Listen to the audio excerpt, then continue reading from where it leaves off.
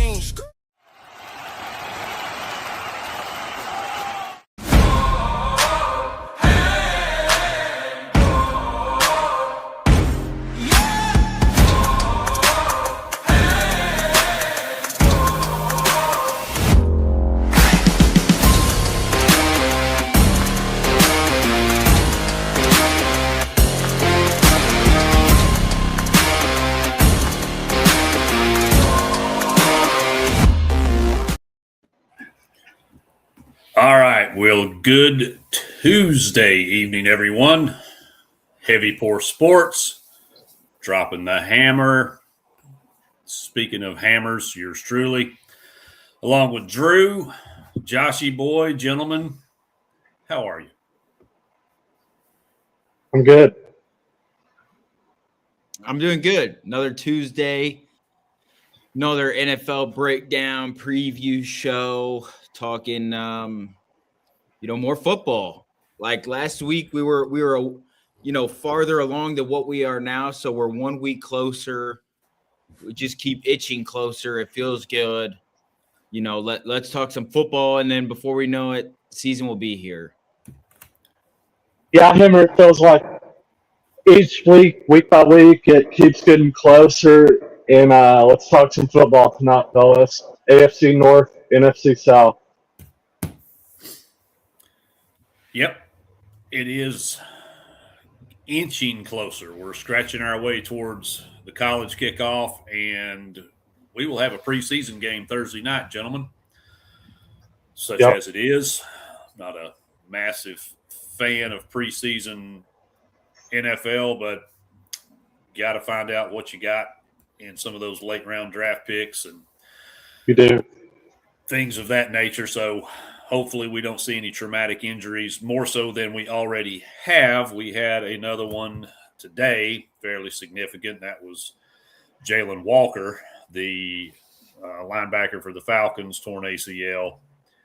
He is done. Also, Princeton Fant, Vol for life, tight end for the Dallas Cowboys, torn ACL, partial tear in his MCL. He will be done for the season. Dropping like flies already, boys. Yep.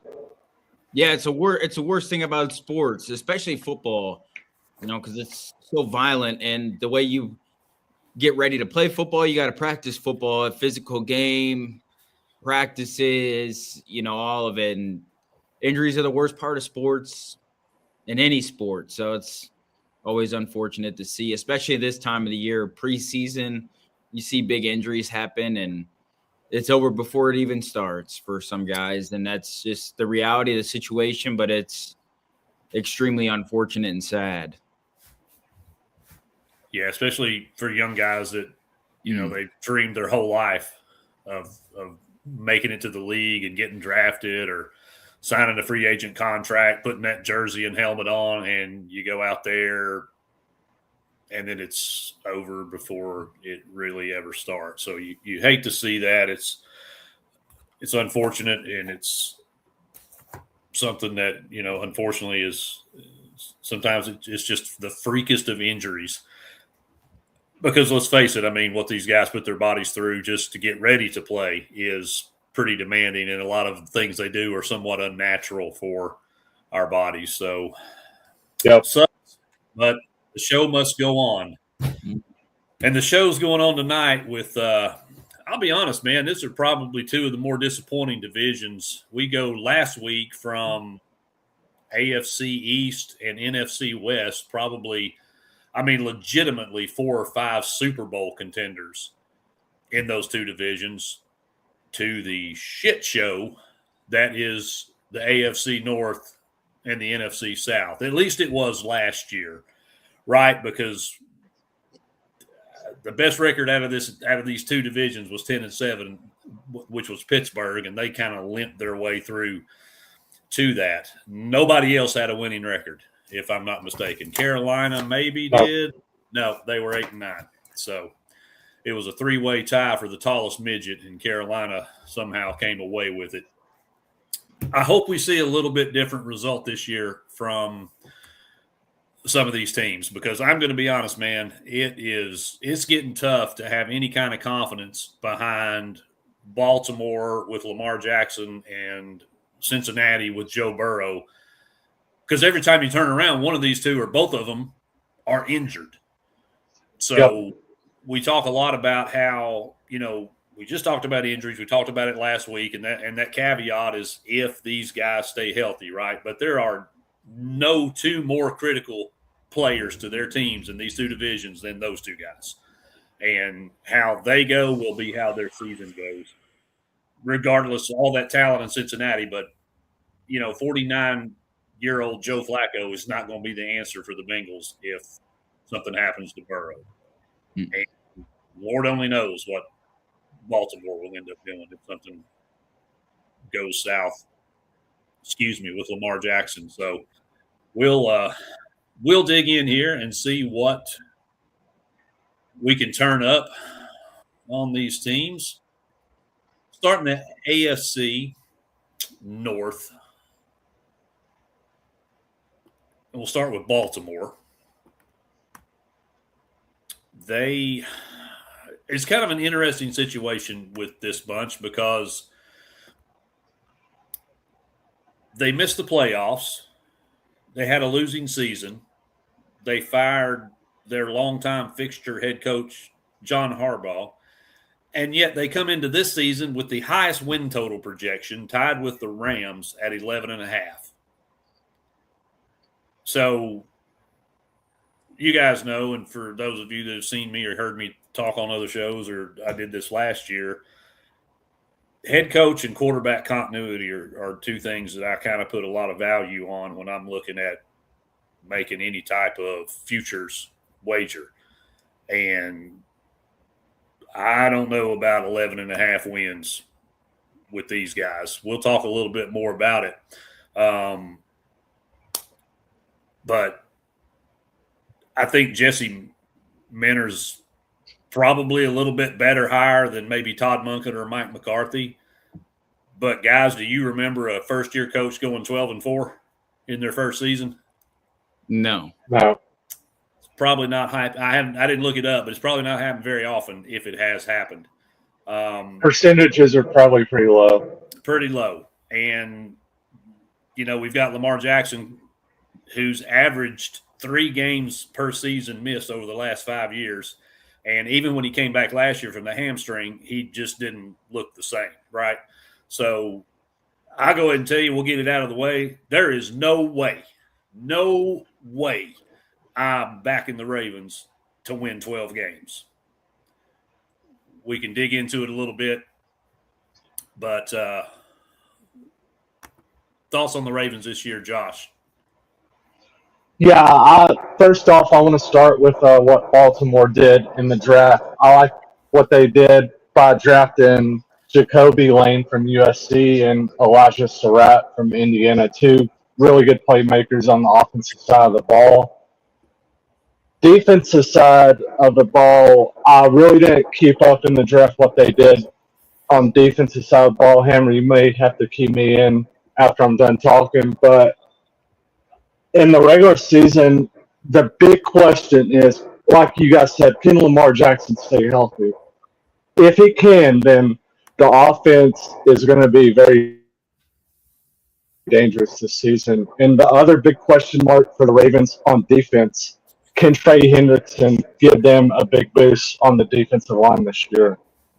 And the other position I'm really interested in, Calais Campbell, can he give the Ravens a big boost on the defensive line as well? I'm really intrigued to see what these guys can do. All right. I don't know if anybody saw Calais Campbell. There was a little snippet of him coming out and to practice and had a bunch of fans on either side of him, and he was kind of, sort of high-fiving as he walked by. Man, he was walking like he was 74 years old. So I hope that's not an indication of what his season is going to look like. But the man's in his 16th year. So he's earned the right to play if he wants to play. But I'm a little concerned about how much of an impact he can have. I think his leadership, being in the locker room and maybe helping some of the young guys, will be critical.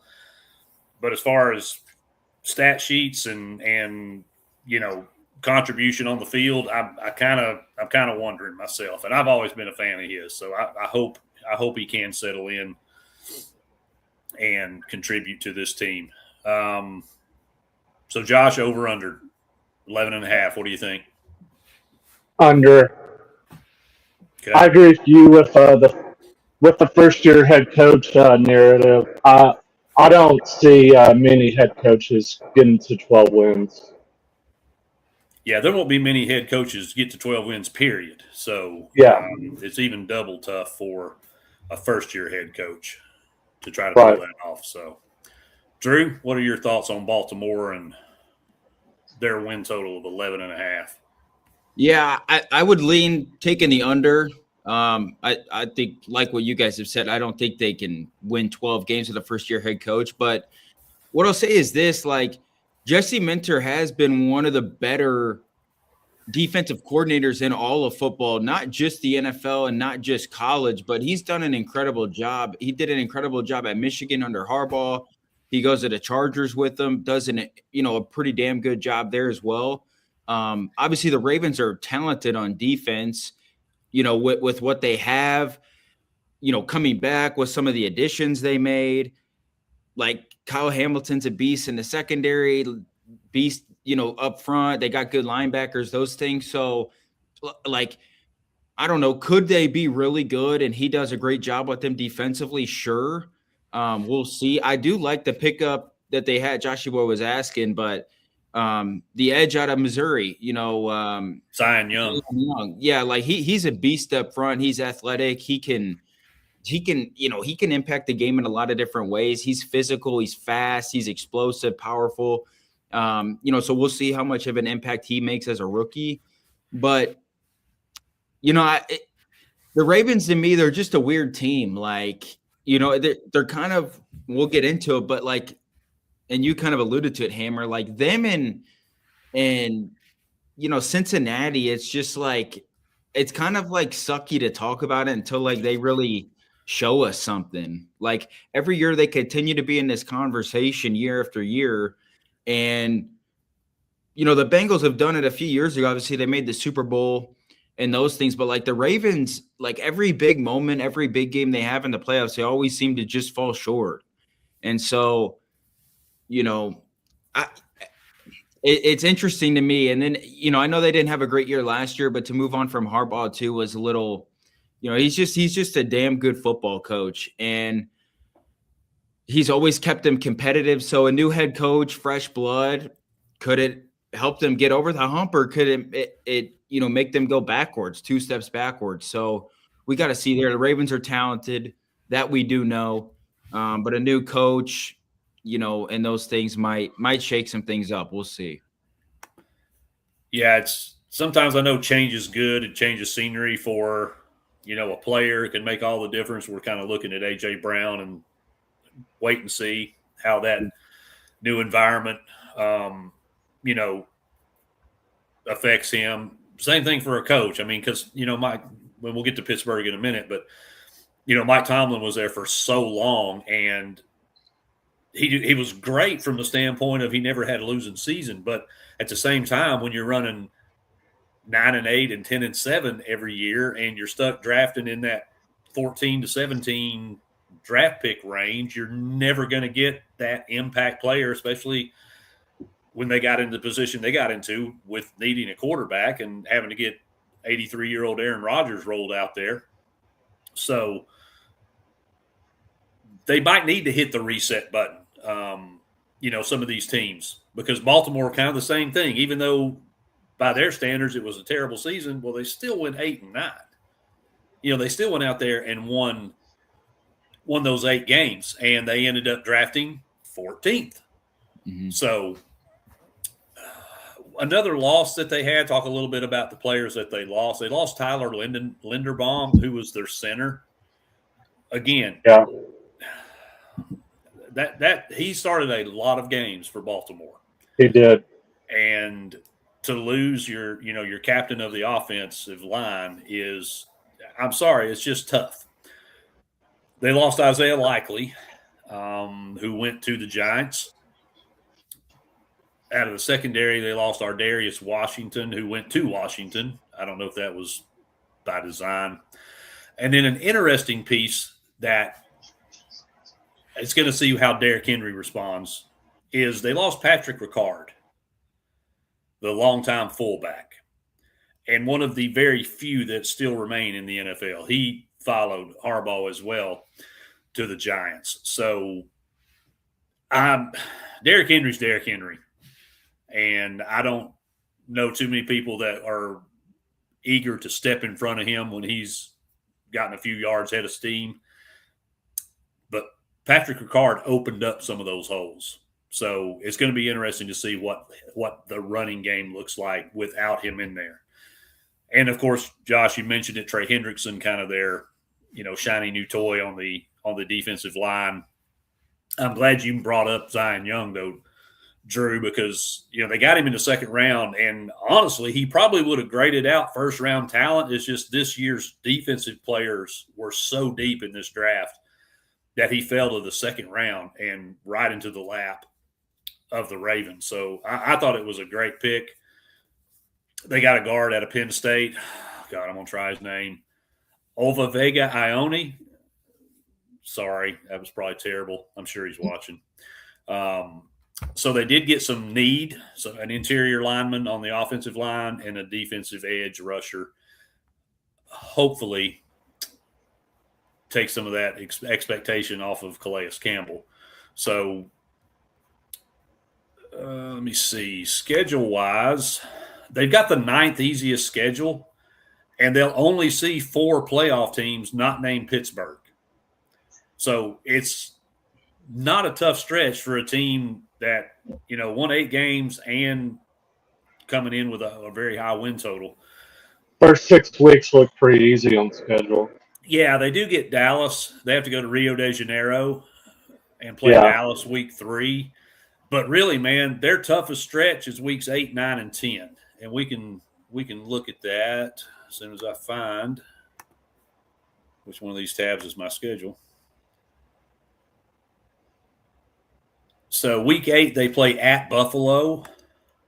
Week 9, they host Jacksonville. and then week 10 they host the Chargers. Now they do have to go to Carolina the following week, and then to Houston the week after that. So they do have a run of playoff teams before they enter the bye week 13. But outside of that, if they split with Cincinnati, they do have your Titans, Josh. Yeah. I don't know, man. They might get 10, but it's kind of like last year with Tua. You weren't really betting on the Dolphins. You were betting on, is Tua going to stay healthy? And I feel like we're betting on Lamar Jackson and Derrick Henry, who both of those guys have to be on the field for this team to do anything. Mm-hmm. And I'm just not going to do it. I just can't do it. Right now, under 11.5 is minus 140. So I would almost expect to see that line change to 10.5. So if you think the Ravens are going to go under 11.5, I would say might want to consider paying a little bit and jumping in there now. When you look at, let's see, wrong tab. From a division standpoint, Baltimore is the short odds-on favorite at minus 112. The Bengals are plus 184. The Steelers are plus 510. Poor Cleveland. They're plus 2,100. So regardless of whether you think they can get to 11, 12 wins, Vegas seems to think no matter what happens, Ravens are still going to win this division.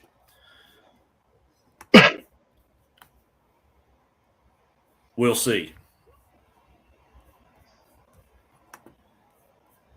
So, in my mind, their biggest test is our next team, and that's the Cincinnati Bengals. Last year, they finished 6-11, had the 31st worst defense in the NFL. Win total this year is 9.5.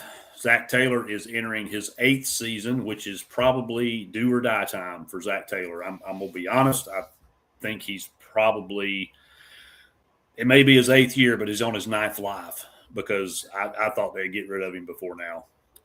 I guess the Joe Burrow injuries have given him a pass. I'm going to run through the free agent losses and signees, and then I'm going to turn it over to you guys. So they lost Noah Fant, the tight end. They lost, as we just mentioned, Trey Hendrickson. They also lost Joseph Osai to the Jets, another edge rusher. Cam Taylor-Britt, the cornerback, and Geno Stone, safety. So, I mean, it's hard to say anything is bad that they lost off the defense other than Trey Hendrickson, obviously, because they suck something awful. That defense can only get better, right? There's really not much worse. They couldn't do much worse this season. And then in the offseason, the majority of their key free agents were defensive players. We mentioned Boye Mafe, the edge rusher from Seattle. They acquired Dexter Lawrence, defensive lineman from the Giants in a trade. They got Jonathan Allen from Minnesota, and they signed safety Brian Cook out of Kansas City. So apparently Kansas City had a fire sale on their secondary in the offseason because I think everybody's gone. Mm-hmm. But they did focus on defense with their free agent signings, and the two really good draft picks they had both also were defensive players. Cassius Howell, the edge rusher out of Texas A&M, in the second round, and Takario Davis, cornerback from Washington, in the third. So they're trying to give Al Golden some horses to run with. Drew, is it going to be enough? Is this offense going to have to score 45 points every game to win? What are we looking at with the Bengals? I think the Bengals, it's kind of easy. If they want to win the division, Joe Burrow stay healthy. You have the weapons again. T. Higgins, Jamar Chase, who's arguably the best receiver in the NFL when he's healthy and when Burrow's out there. And then can the young, kind of questionable secondary hold up? Like, can they guard, can they play defense against the other top teams in the AFC? Because we know that the offense is going to score. It's not even about the defense locking everybody down and only allowing 10 points a game. It's like, can you get stops on third downs, on third and even like semi-manageable, third and sixes? Can you get off the field? Can you force some turnovers? Those kinds of things. So to me, I think the Bengals, if they were fully healthy, I think they're the best team in this division. I would pick them to win. If I know that Burrow is going to be healthy, and then can the secondary come along? I think defensively they'll be, they're not, like what I just mentioned, they're not going to be the best defense in the league. Won't be even the best defense in the division. But I think they'll be better than what we saw last year. So I think this Bengals team, if like I've said 5 times, if Burrow stays healthy, this Bengals team has a shot. Yeah, they're not even the best defense in the state of Ohio. We can't even talk about the division or the league. So, it's like beating a dead horse, but there's no team. There's no team that needs their quarterback probably more than the Bengals do, because because we've seen it. We've seen Burrow's healthy, they compete for Super Bowls. They compete for AFC championships. Hell, they've won one. When he's not there, they don't even make the playoffs, and it's a disaster. So if he's healthy, the Bengals, I'm not picking them to make the Super Bowl or win the AFC or anything, but they'll be in the conversation. They'll be in the playoffs. They'll be in big games against the Chiefs, against the Bills, against the Patriots, those teams. If he's not there, well, then, the Bengals are just going to have another, 5-6 win season. So can he stay healthy? Yeah, it's hard to argue that. Josh, what are your thoughts on the Bengals? Yeah, I think Drew pretty much hit it on the head. Can Burrow stay healthy this year? Like, has he, besides the Super Bowl year in 2021, is there any other season he stayed healthy? No, he's been hurt pretty much, and not just hurt. I mean, he's been injured, significant injuries, significant time missed. So, yeah, it's really hard, because we kind of had conversation Saturday about elite quarterbacks in the NFL, and right. I mean, Drew nailed it. He said, really, there's only about three. Yeah. And as much as a lot of people want to kind of anoint Burrow as that in that tier, he's just not, because we just haven't seen enough of him on the field. We saw him have a great season and came within an eyelash of winning a Super Bowl against the Rams. But outside of that, for me, the jury's still out. I can't tell you how good he is, because we haven't seen him on the field enough. So, and it's unfortunate. Good, and he's fun to watch. Oh, they're fun to watch for sure. Yeah, the dude with him and Jamar, and then you got T. Higgins out there, and it's just unfortunate. Like, I hope he stays healthy. Number one, for the Bengals' sake, even though I'm not even a Bengals fan. But number two, like, just for him, because he has the chance to be an elite quarterback in the league. He has been before, but currently, right now, as we stand, I'll down the hill by saying right now there is only 3 elite quarterbacks in the NFL. Yep, I would agree. And I was saying, if he can get protection from his offensive line this year, I think he could go a full season with staying healthy, because you mentioned Drew.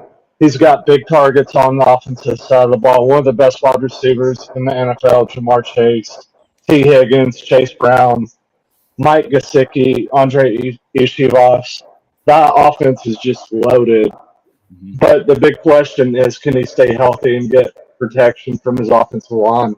And the defense, they don't even have to be elite this year. They just have to be decent. And I think that could be big results from them this season.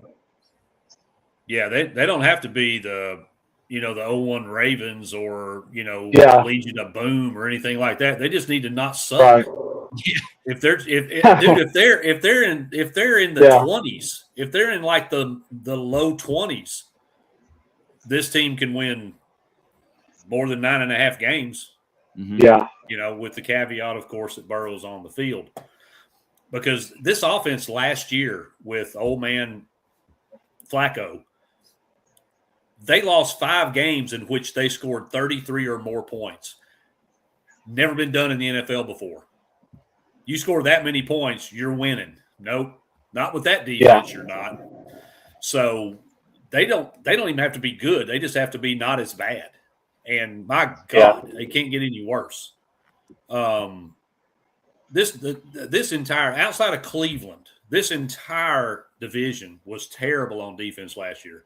Pittsburgh was ranked 26th in total defense. Baltimore was ranked 24th, and Cincinnati was ranked 31st. So for a division that's known for great defenses, not so much. So it can only get better. All 3 of those teams can only get better on defense. I think the biggest thing, I'll say this about the Bengals too. I think there's a lot of reasons to be a little bit more optimistic in their offensive line too, which has gotten criticisms in the past. But they brought back a lot of guys, continuity. They're getting better, developing those things. So that's another thing. Like, can the offensive line not suck either? Like, can the offensive line and the secondary not suck for the Bengals? If they're just average, the Bengals are going to be dangerous in the AFC next year. Just don't suck. Agreed. That's all. Yeah, they just need to – and that's part of the reason Burrow's been hurt so much is because they have been leaky on the offensive line. So, a prediction – Drew, what do you got? 9.5. I'm going to go over. Okay. Josh, what are your thoughts? 9.5. I'm going to go over because, like I said, if they get protection from the offensive line, we already know what the offense is going to do. And like I said, the defense doesn't have to be world beater. So, yeah, I'm going to go over 9.5. Yeah, I'm taking over 9.5, and I'm taking them to win the division. It's almost plus $2. I'm not sold on a lot of the questions that I have around Baltimore.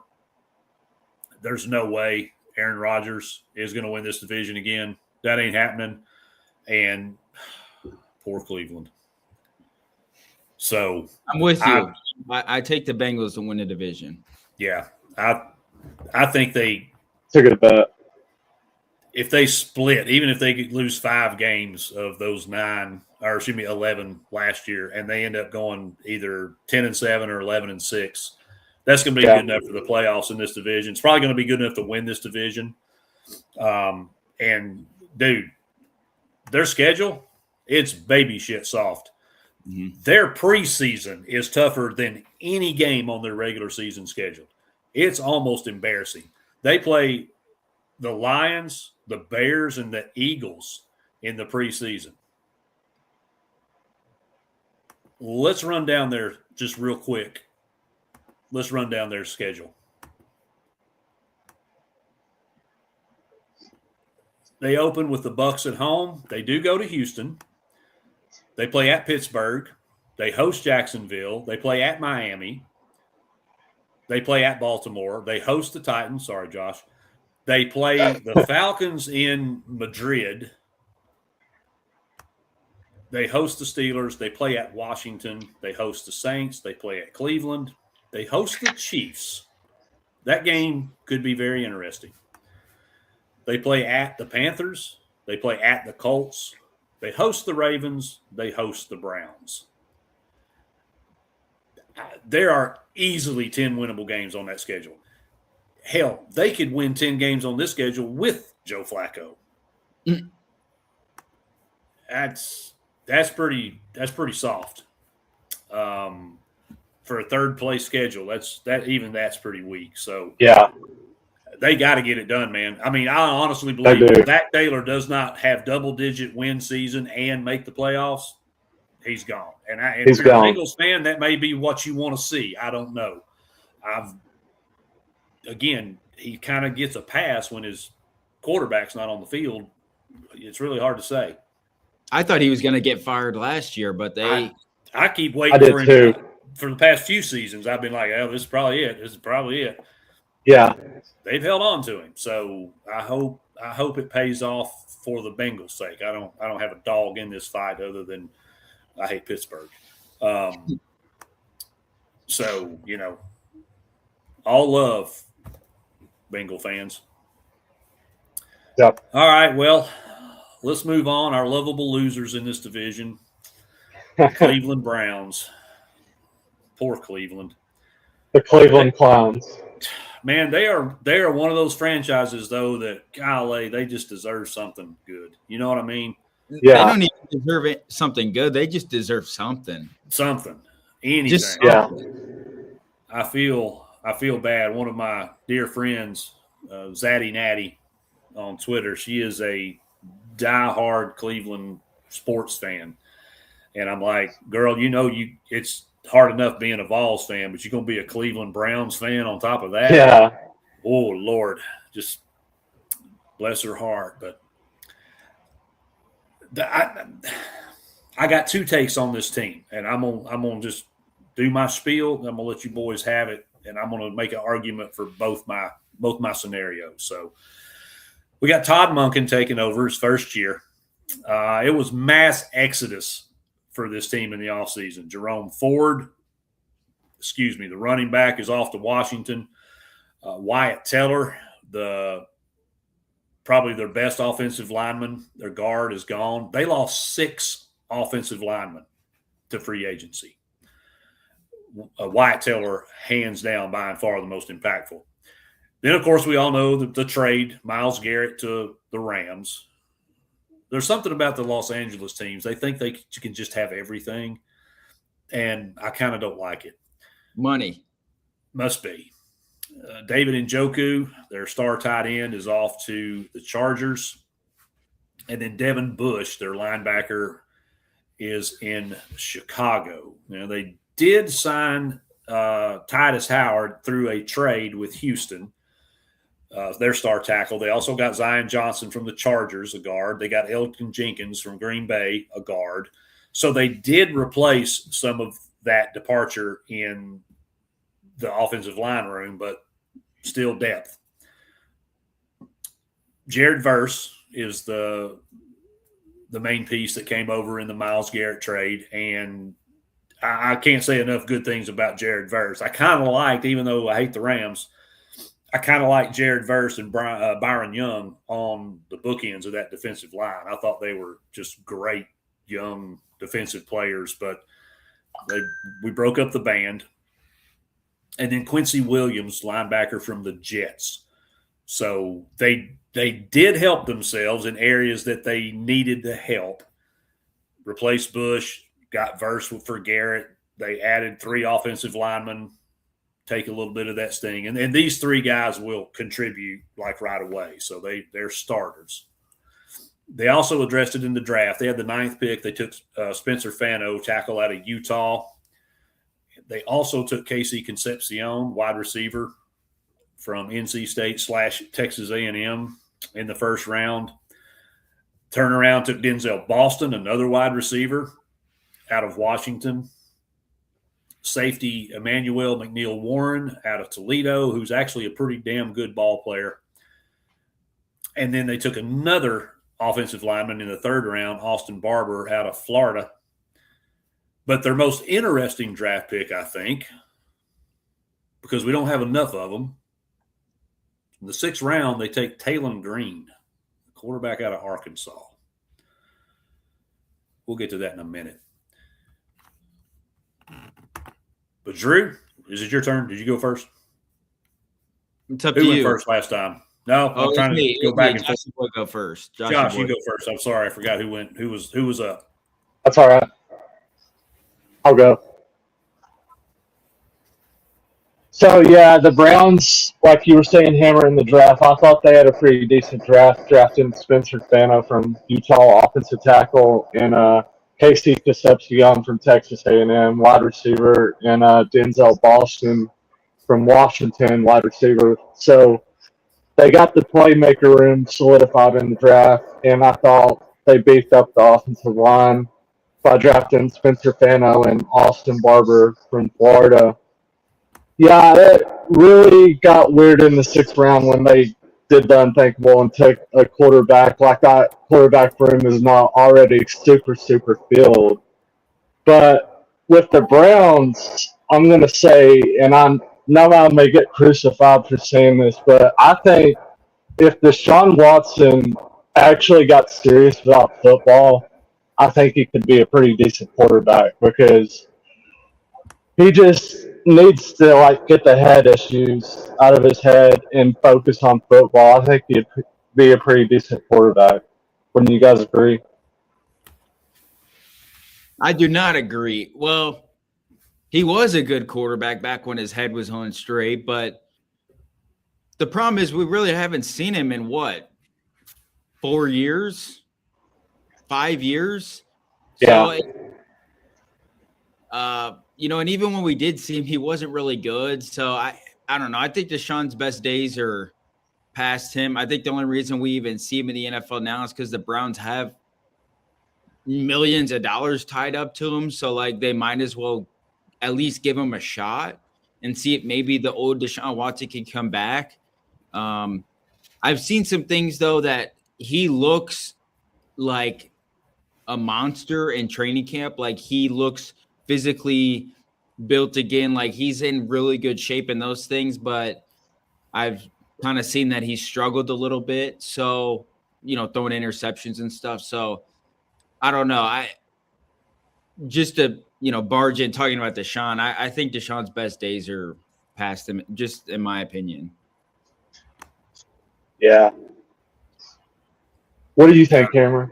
Yeah, I 100% agree. I think the Deshaun Watson that Jim Haslam thought he was getting stayed behind in Houston, and whatever this $46 million a year paperweight that they've got that's more interested in, hitting on massage therapists than he is treating injury and playing football.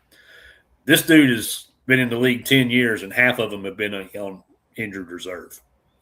So Hey, he's ready to negotiate a new deal, though. Oh, I bet he is. Yeah. Because that guaranteed money's about dried up. And that's the only reason that he's still on this roster. Mm-hmm. And I think, again, if he's healthy, and I don't blame him. If he's healthy, I'm running his ass out there because I'm paying him too much money to be sitting there on the bench. They do not have another quarterback on this roster that makes over – I mean, they don't even make another quarterback on this roster that makes $1.5 million a year. Mm-hmm. He's making $46 million this year.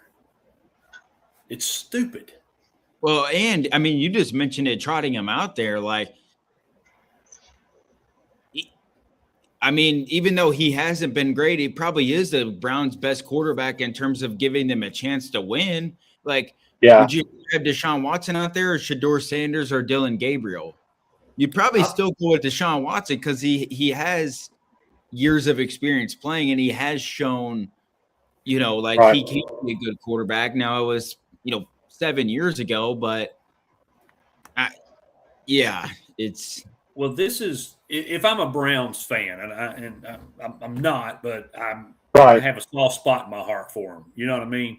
Because long gone are the days of Bernie Kosar and Kevin Mack, and I think Carl Banks was on that defense before he went to the Giants. Anyway, if I'm a Cleveland, I'm going to find the worst quarterback I got in camp, whether that's Taylor Green or Dylan Gabriel or Shedeur Sanders. I'm going to find the worst guy I got, and I'm going to run him out there, and I'm going to just take my beating and then go get the quarterback I want in the draft.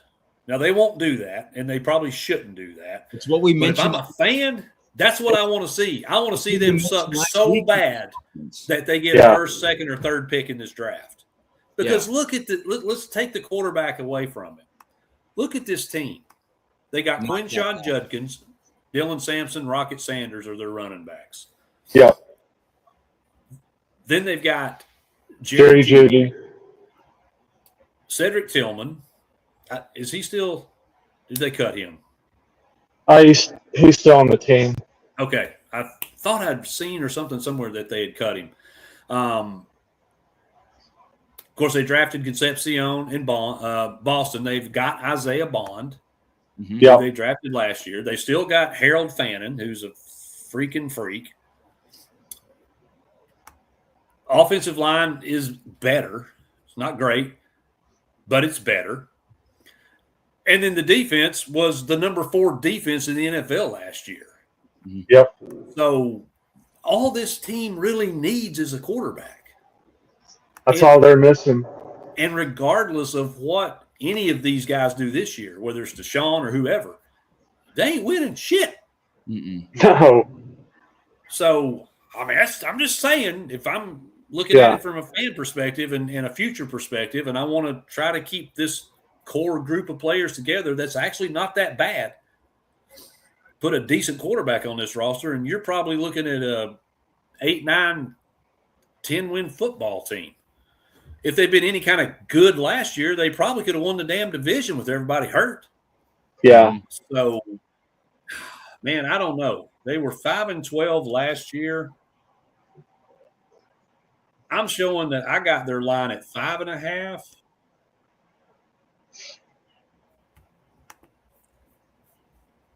I've seen it at 6.5 also.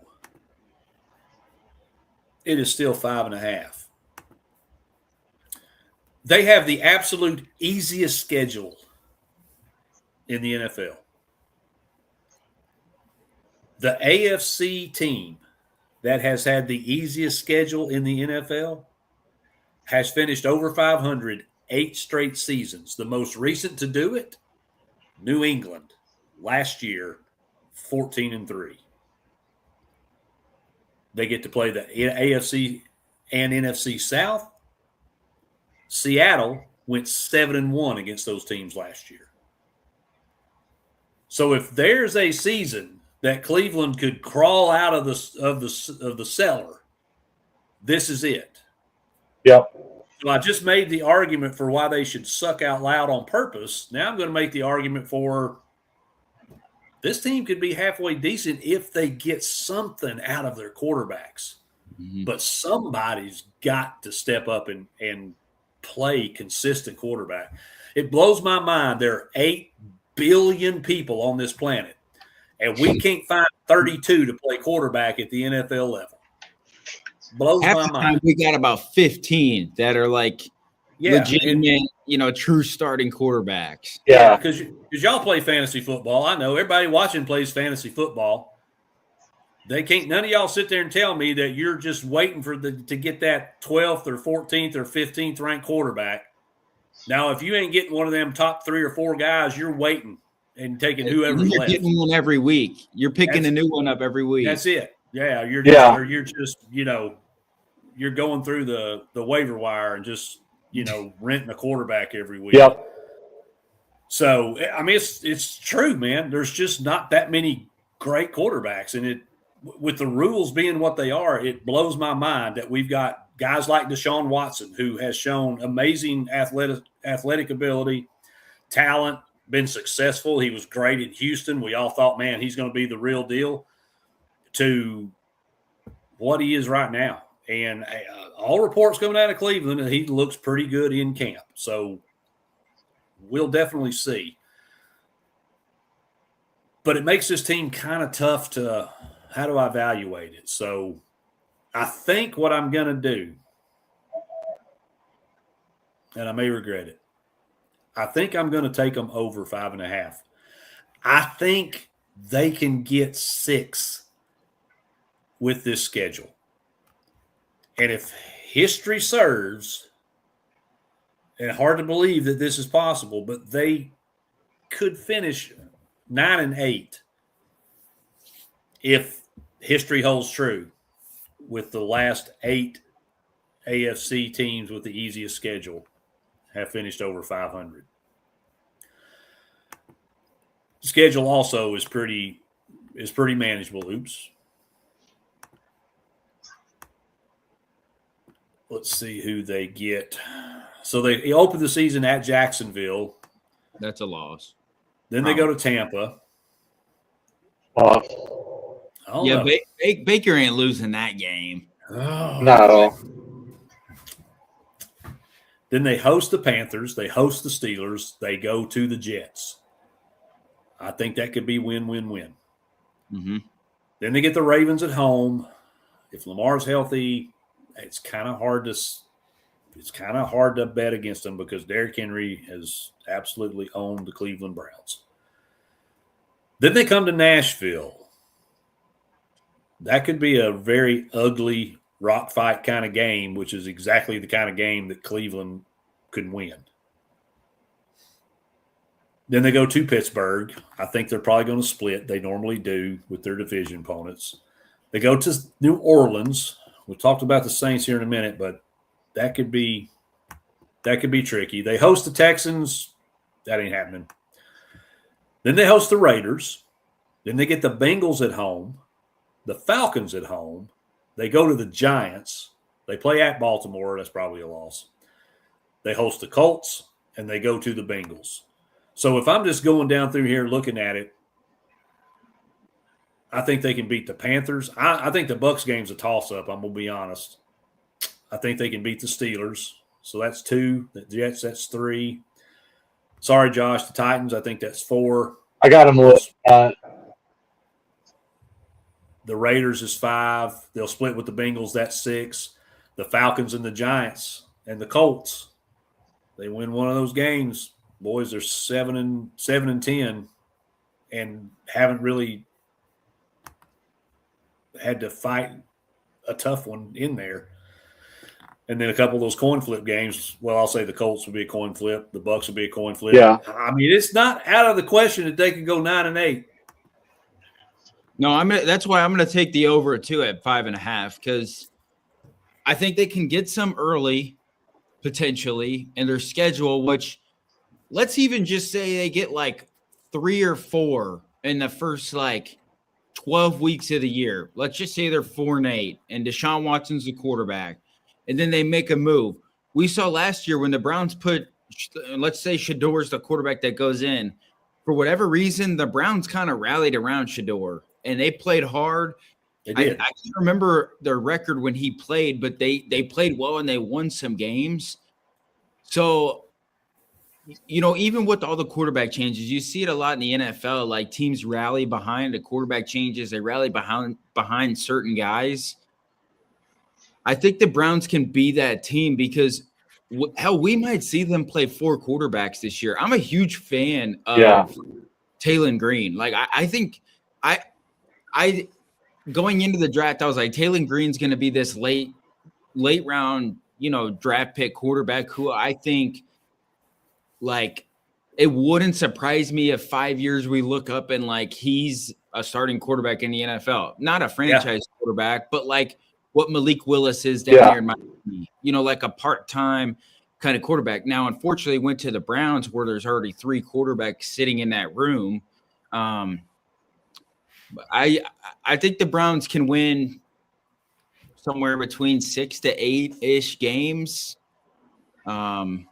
It's gonna be interesting to monitor because, what if Deshaun Watson is just randomly he comes back and he's just awesome? I mean, it's possible he could be good. Yeah. I don't think we'll see the old Deshaun Watson we saw in Houston, but, I mean, it's possible he's not just god-awful. Yeah, if he could just be serviceable, if he can make an impact in the running game, if he can limit his turnovers, if he can have a decent completion percentage, then, why can't this Browns team win 6 to 9 games, win some games maybe they're not supposed to, beat up on the teams they're supposed to beat? Next thing you know, you look up and the Browns are 9-8. 10-7 maybe at best. It wouldn't shock me. So I definitely think they're better than 5. Yeah, especially we with only need 6. We only need 6 to win that bet. So I'm on it. I think it's over 6. They'll probably still finish last in the division, but it'll be a happy last for me. Yeah. All right. So last I got to be going over too. You got them going over as well. Yeah. So yeah, consensus there. All right, so last and as far as I'm concerned, the least, Pittsburgh Steelers. Last year they went 10-7, won the division, and how I don't know. I guess because everybody was hurt. They had the 25th ranked offense and the 26th ranked defense. Their line this year is 8.5. And guys, I was so convinced that last year was going to be the end of the streak. They pulled it out. I was wrong. They did. It This took year- them that last game against Baltimore, didn't it? Well, they went 10-7, so Oh, okay. yeah, so they had it wrapped up. But Mike McCarthy comes in his first year after Mike Tomlin has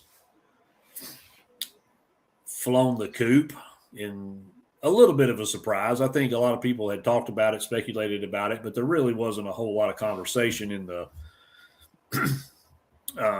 organization until there was. And then the next thing you know, he's stepping down. So, and Vegas knows what they're doing. They set that joker right at 8.5 wins. Free agency, they lost 21 players, but I'll be honest, man, outside of these three names I'm going to give you, and even one of those is kind of marginal, they really didn't lose anybody significant. Now, they did lose Isaac Seumalo, the guard, who went to Arizona for some god unknown reason.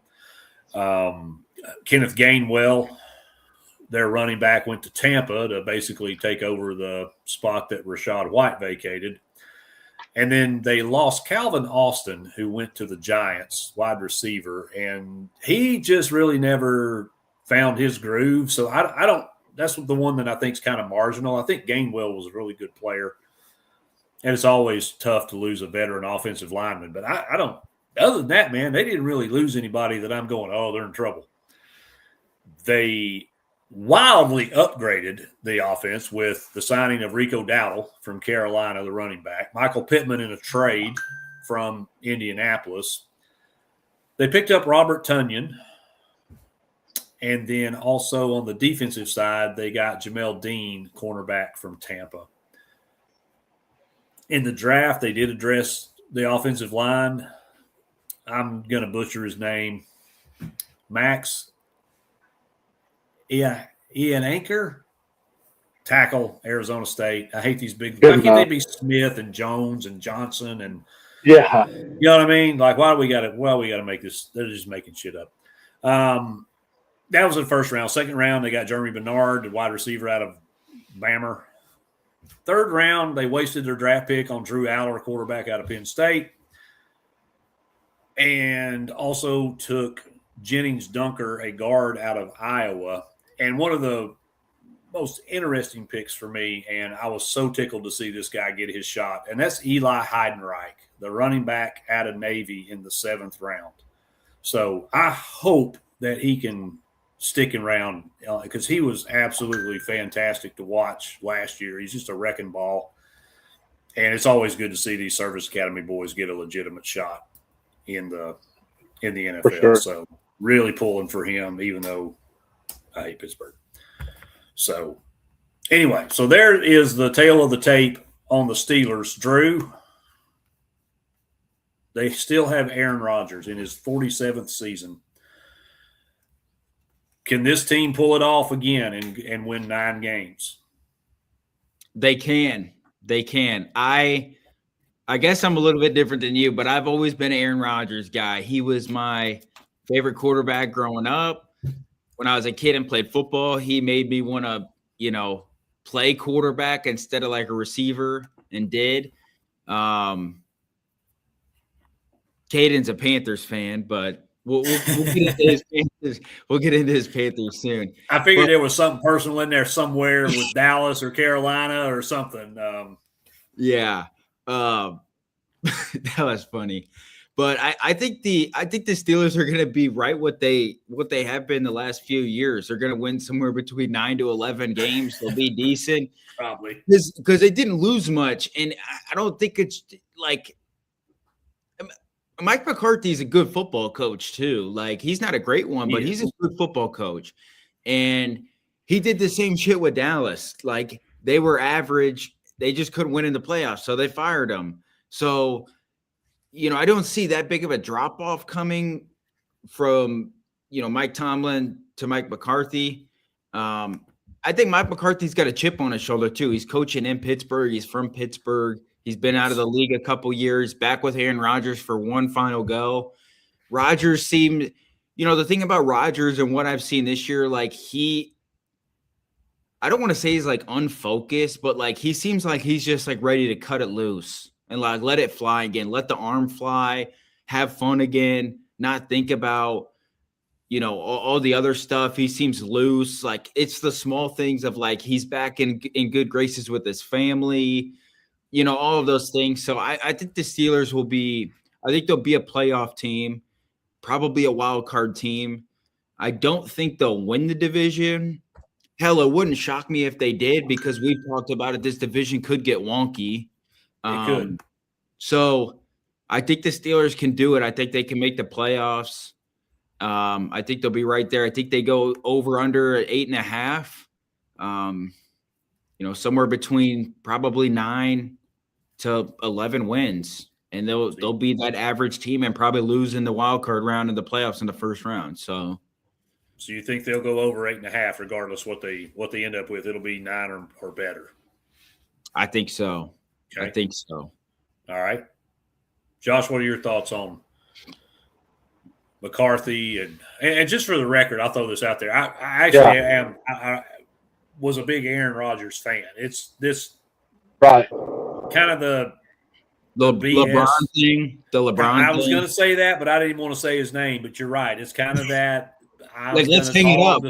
I'm going to hog the spotlight, drag this thing out, and me. That I just don't like that stuff, man. And that kind of turned me sour on him.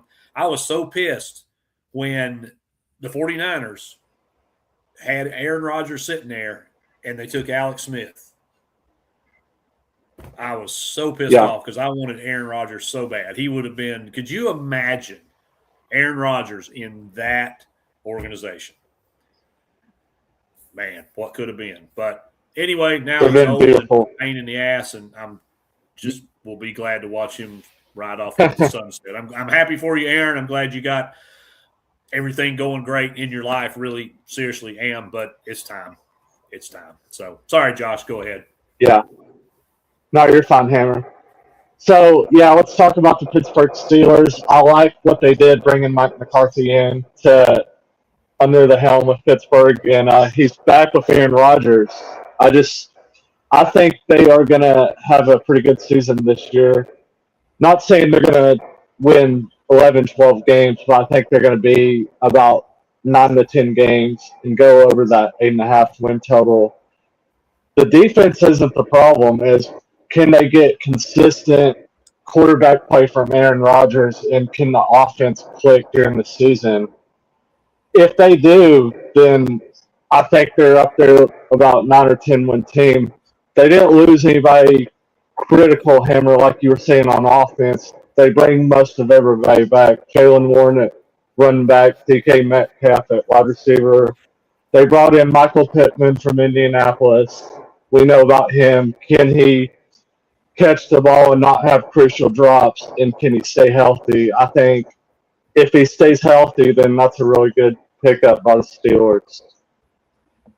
Yeah. I don't know. They were 26th in defense last year, and I know TJ Watt has probably a lot to do with that, missing time, but still 26th against the schedule they played last year. That's not great. So I'm not sold on them defensively. I think they will be better offensively because McCarthy kind of knows how to draw stuff up, and he and Rodgers obviously had some great rapport in Green Bay. So I think there is potential there for them to have a good season. I'm just hoping, I guess, more than I am certain of it, but I'm still taking under. I think it's going to be a little bumpy. They schedule-wise isn't terrible. depending on which side of the table you want to look at, it's the 19th hardest or it's the 13th easiest. They only play 6 playoff teams from last year. Now, keep in mind, they do play Cincinnati and Baltimore twice, but neither of those teams made the playoffs. They will be considerably better this year. So that 6 games against playoff teams really is a little bit skewed. It's probably closer to 10 games against playoff teams because both of those teams would have made playoffs had their quarterbacks been healthy, and Pittsburgh wouldn't have. And we'd probably be sitting here having a different conversation. But if you look at their schedule, they have a stretch that will define their season. So we'll pull it up and look at it real quick. Hammer, while you do that, I'll say this about the Steelers. I think like one of the biggest things for them is like, can they get DK more involved? And what I mean by that, you saw it last year. He would have like 3 to 4 catches a game, and sometimes it'd be for 15 yards, it'd be 3 catches for 15 yards, or sometimes it'd be 3 catches for 105 yards and a touchdown. Like, can they get him more involved? Can they open up, the route tree for him to get him some easy catches, to get him involved, like some curls, some drags, some 10-yard ends, like instead of just running, go balls down the sideline. And I think Michael Pittman, Josh Boy touched on it, but like, can he get to kind of what he was early in his career in Indy?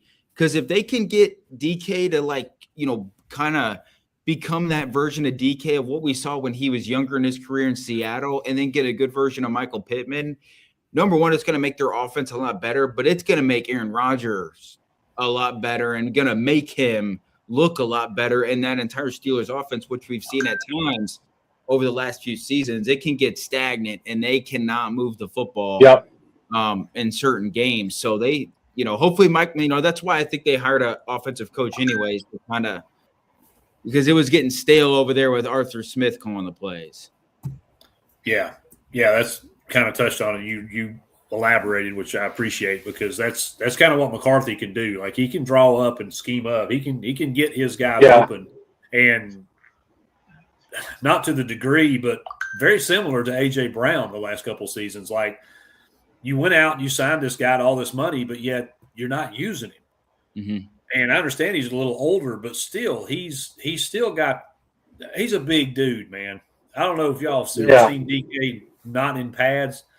He's a hoss. Massive. Yeah. He looks like a linebacker. And Michael Pittman will be able to stretch the field because he can go up and make some amazing catches.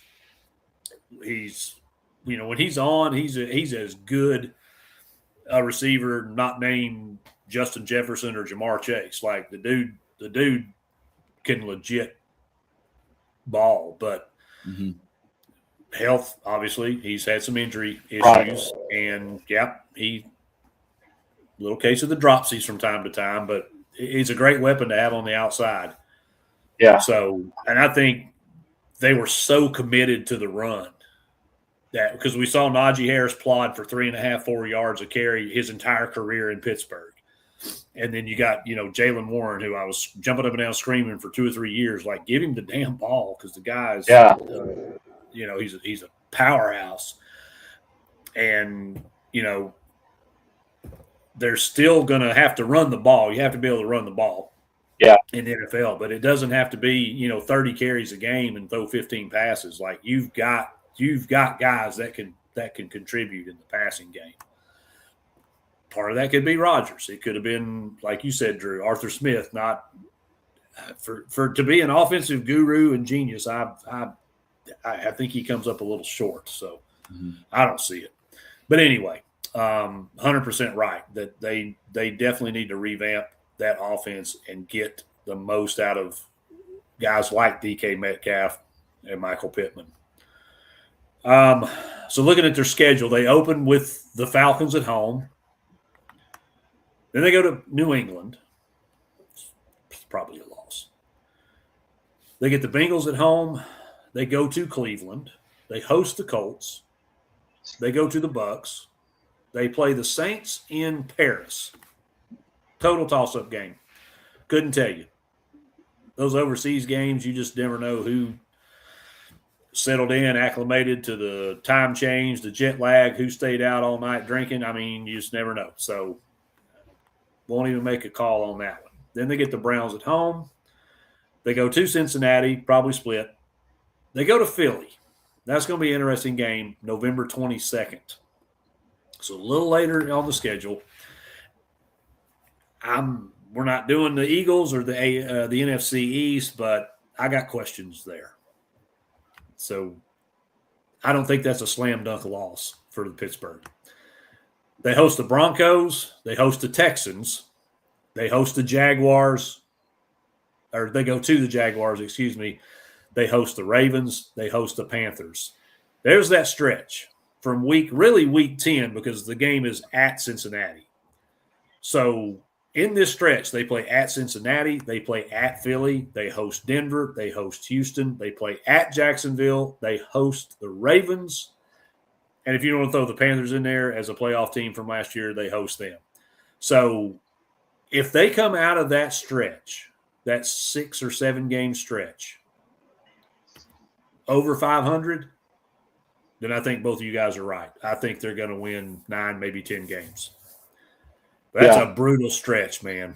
It is. That is one of the tougher stretches for a team that's got relatively manageable schedule. That is a big ask in the middle of the season. And they don't get a bye. Their bye is week 9. No. So they have their bye week, and then they have to play these games one right after the other. So that's going to be tough. Then they finish the season out at Tennessee and at Baltimore. So if they come limping out of that stretch, it might not end well either. Yeah. So I could see an argument either way. I'm kind of on the fence, but I guess I'm betting with my heart, not my head on this one. I'm taking them under that 8.5. And I'll hope. That's terrible. I shouldn't be like that, but it is what it is, boys. Yeah. All right, so let's bounce over to the NFC. I'm going to go to the South, which is Carolina, Tampa, and Atlanta. None of them wanted to win it. They all went 8-9. Carolina had the tiebreaker, and then New Orleans finished up at 6-11. But they finished with kind of a bang, and we'll talk about them in a little bit here. So we'll start in hot Atlanta, where Kevin Stefanski comes in, his first season. Coming over from Cleveland, their win total is going to be 6.5 this season. They were 8-9 last year, so regression expected from the Falcons. Free agents, they lost a bunch, and some of them were kind of significant. You could argue Kirk Cousins was not a significant loss, but losing a veteran quarterback after your prize rookie goes down again with a knee injury, not a good look. Then Tyler Algier, running back, off to Arizona. Caleb McGarry, tackle, retired, so not really a free agent loss, but it is a very significant loss of that offensive line. Oh, God, here's another one. Arnold Ebiketie, edge went to Philly. They lost David Onemata to the Jets, and Caden Ellis, who I think is the biggest loss off their defense, is in New Orleans, of all places, linebacker. So they lost some key players on both sides of the ball. Free agent-wise, of course, we all know they went out and signed Tua Tagovailoa, quarterback from the Dolphins. They got Jahan Dotson, wide receiver from the Eagles, and Austin Hooper, tight end from the Patriots. Draft, kind of an okay draft. I mean, nothing special. They did get Avian Terrell, the cornerback out of Clemson. They took Zachariah Branch, the wide receiver out of Georgia. in the 3rd round, and then Kendall Daniels, a linebacker out of Oklahoma, in the 4th, who may end up starting, quite honestly, because they didn't have a lot of depth there. And I think Daniels probably, again, defensive players, not named David Bailey and such, probably went a little lower than they would normally just because of the depth. They do have the 4th easiest schedule, tied with Indy. So we'll take a look at that here in a little bit. But, Josh, they've got Bijan. Do they need anything else? I would say I do not feel confident in their quarterback. I know they upgraded in the offseason by getting Tua. They got Michael Penix. We still don't know what he's going to be. Is he going to be a boom or a bust? They upgraded by getting Tua? Did I hear you? No, I didn't say that. No. My apologies. I meant, I still don't know. Can Tua – I felt like he got a short end of the stick in Miami with that crappy offensive line, and I feel like if he can get consistent offensive line play, can he be a decent quarterback? Because we still don't know. Okay. What do you guys think? I'm not a fan. Not a fan. I think Tua. I don't know. I think Tua's best days are behind him, in my opinion. I mean, I guess could he be serviceable for a year and complete passes and those things? I guess, but I don't know. I just don't. I don't see it in Tua anymore. Like what he was coming out of college. He doesn't have a great arm anymore. Turns the ball over. Obviously, he's one hit away from his career being over. With another concussion. He's not really a runner. If I was the Falcons, it would be Michael Penix, and we'll just ride that for a year, and then if we got to take next year, what what happens. Or if you got to sign somebody in the future, then you got to do that. But to me, if the Falcons are making a quarterback decision, I would take Penix because he's actually he's at least shown the ability that he can swing that thing. He's got a great arm. He can operate a little bit out of the run game. But he's not great either. He's not proven either. But, can Stefanski break him out? With the talent and the arm talent he does have, we'll see. But, that's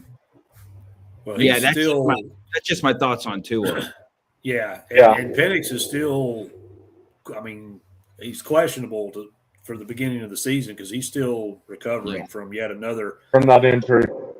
Dude's had 3 major knee injuries in his career. So, at this point, it might be Cooper Rush's team because, Tua's one hit away from, having somebody tie his shoes for him, and I hate that. I'm not making fun of it. Yeah.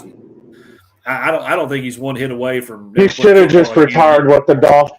Yeah, he should have just retired with the Dolphins when he had that first serious injury.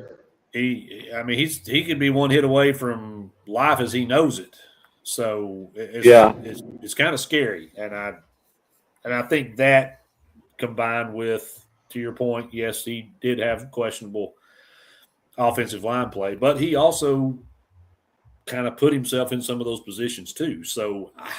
I don't know. I don't wish bad on anybody, okay, except Florida. Right. But I just don't. I'm with Drew. I think we've seen Tua's peak. Now I think at best he is going to be a backup level / journeyman type quarterback for as long as he physically can hold up. I have zero confidence in him. And I love some of the guys in this offense. I love Drake London. I think Olamide is a very underrated receiver. Yeah. I think Zachariah Branch is going to be really good. And I'm not a fan of Kyle Pitts, but he showed up last year finally after 8 seasons. He finally showed up that he can play ball at this level. So they've got some good offensive pieces, and obviously Bijan. And Josh, I'm not trying to steal your time here, but I'm saying all this to say I think Tua hinders this offense. Mm-hmm. Because they could not rely on Bijan like getting 30-plus carries a game. They got to get solid quarterback play, and can that either be Michael Penix or Tua? It may not be either one of them start the season. I'll just say this: Bijan has had a huge workload over the last few years, and I know he's great. I mean, he's arguably one of the best backs in the NFL, but that's got to stop because when you keep doing that over year after year after year after year, that's when the longevity of running backs go out the door. And you have a special talent at Bijan who can run the football, who can also is extremely effective in the passing game as well. Like, yes, you got to use your best player, you got to use your playmaker, but you cannot be putting this huge load on them. They need a quarterback who can open up the pass game, that can take pressure off of Bijan having to run the ball 20-plus times a game for 100-plus yards and also be a factor in the passing game. I think that's what's, they're similar backs, Jahmyr Gibbs as well in Detroit. Detroit has had, Montgomery the last few years to help him, on top of Goff is obviously a serviceable starting quarterback, top 15, top 10 quarterback in the NFL. And that helps Gibbs to where in 3 years down the line, we're not talking about Gibbs being on a last limb and, on the back end of his, career, because he's taken so many hits early in his career. So, what we mentioned last week, talking about Jeremiah Love, use him, show him that he's special, but don't work him into the ground to where there's already health concerns and longevity concerns after your rookie year. Bijan is a special player. Let's not run him into the dirt. Instead, let's help him out so he even is better. Take some workload off of him. He'd probably be better because he's not so tired and not having nagging injuries like running backs always have. Yeah. And that's the thing, Hammer. I think, like what you were saying, I forgot what AFC North team we were talking about. I feel like this season they should just go in the tank mode and draft a quarterback for next year, because I don't think it's going to be a good season for the Falcons. Yeah, I was a fan of Penix in college. He went from Indiana, kind of, floundered. I won't say floundered, but he was 6-win, 7-win quarterback, but had all the talent in the world. And then he goes to Washington and just absolutely balls out. Turns him into a playoff team. Yeah, so I think he definitely has talent, has the skills, he has the IQ.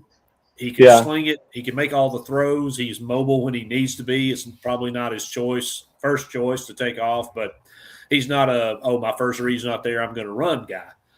Mm-hmm. So I think that it's there if they can keep him healthy, and B, he continues to progress and develop. I'm not convinced that he can't be the guy.